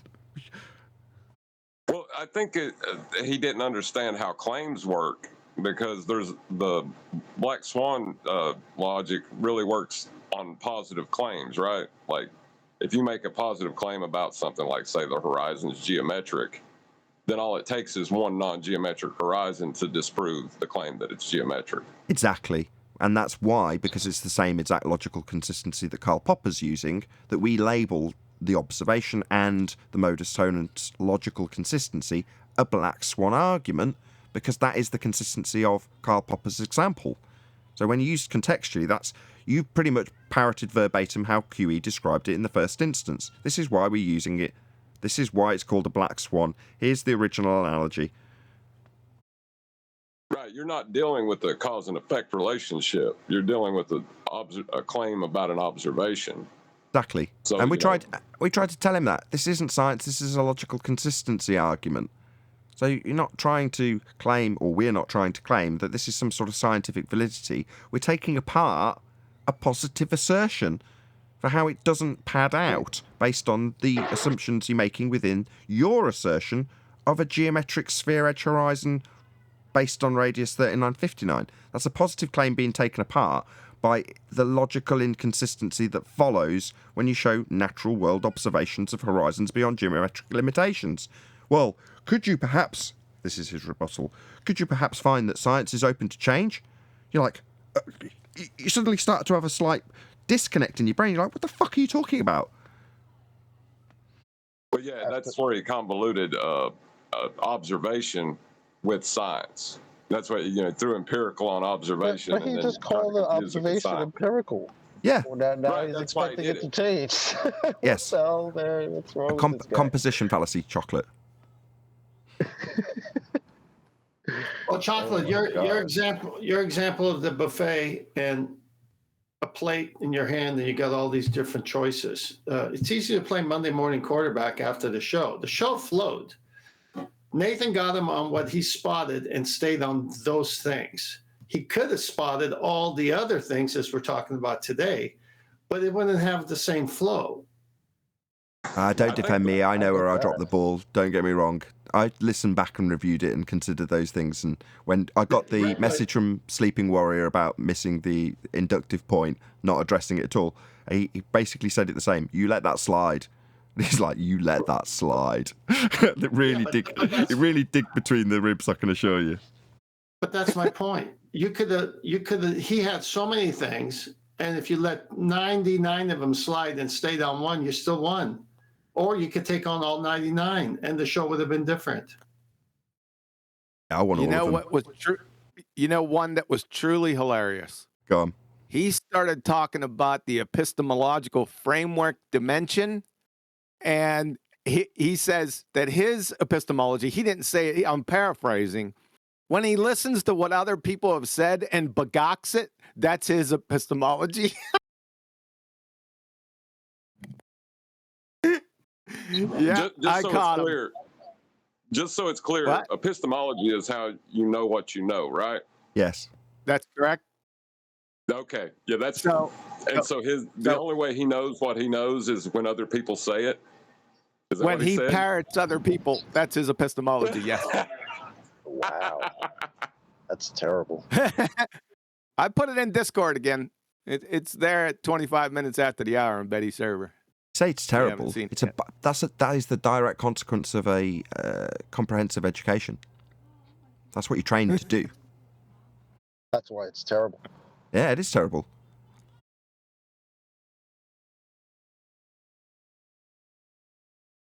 And of course, O.J. Simpson, we got that one. What else he said? Oh, he said you charged him with an ad hom fallacy. You said because he said you don't understand, and you said that's an ad hom fallacy. He goes, no, it's not. Yeah, it is. because basically what you're doing is you're claiming that your opponent's ignorant without dealing with the tenets of the argument. That's textbook ad hom fallacy. By the way, they're Tom Cat Romancer. And that usually comes right after being carefully dictated exactly what the fuck is going on. That's hilarious. Yeah. Right, focusing on the person, not on the argument. It's really basic. That I did summarise. God damn you all. I definitely summarised that. I pointed out how it wasn't addressed to the Black Swan ball argument that had been transposed into the Black Swan to great credit. Did you just To be fair, on Ballbusters, I stopped right before logic and induction.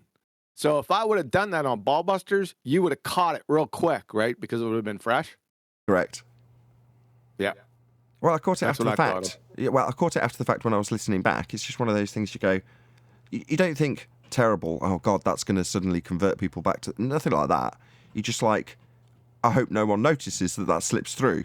And then you wake up, oh, you know, the I'll just check my Skype. You missed that, didn't you, about induction from Sleeping Warrior? I've only just woken up. Come on. You let that slide. Well, the thing is, how is he going to make that argument when Karl Popper, the guy he's citing for the Black Swan fallacy, right, is the one that put forth the argument that induction is not used in science? How is he going to try to make that argument? What? Precisely. That's what QE pointed out right at the end of the show. Oh, shit, I missed the end of the show. Sorry. No, that did get pointed out. Yeah. That is hilarious. They're so convoluted. Now, you can catch these baltards with their little induction bullshit because they worship Karl Popper. And as soon as they say science is about induction, it is curtains in a big way. It's like lead-filled, jagged curtains. Just for clarity, it's abduction, right? Yeah. Scientific method is based on abduction and deduction. Right. Not the results, the method. The results have nothing to do with logic for the most part. Yeah, it's the formulation of the hypothesis. Yeah, and experiment. That's abduction is everything leading up to the hypothesis, and experiment is deduction. That's where it ends. The results have nothing to do with logic.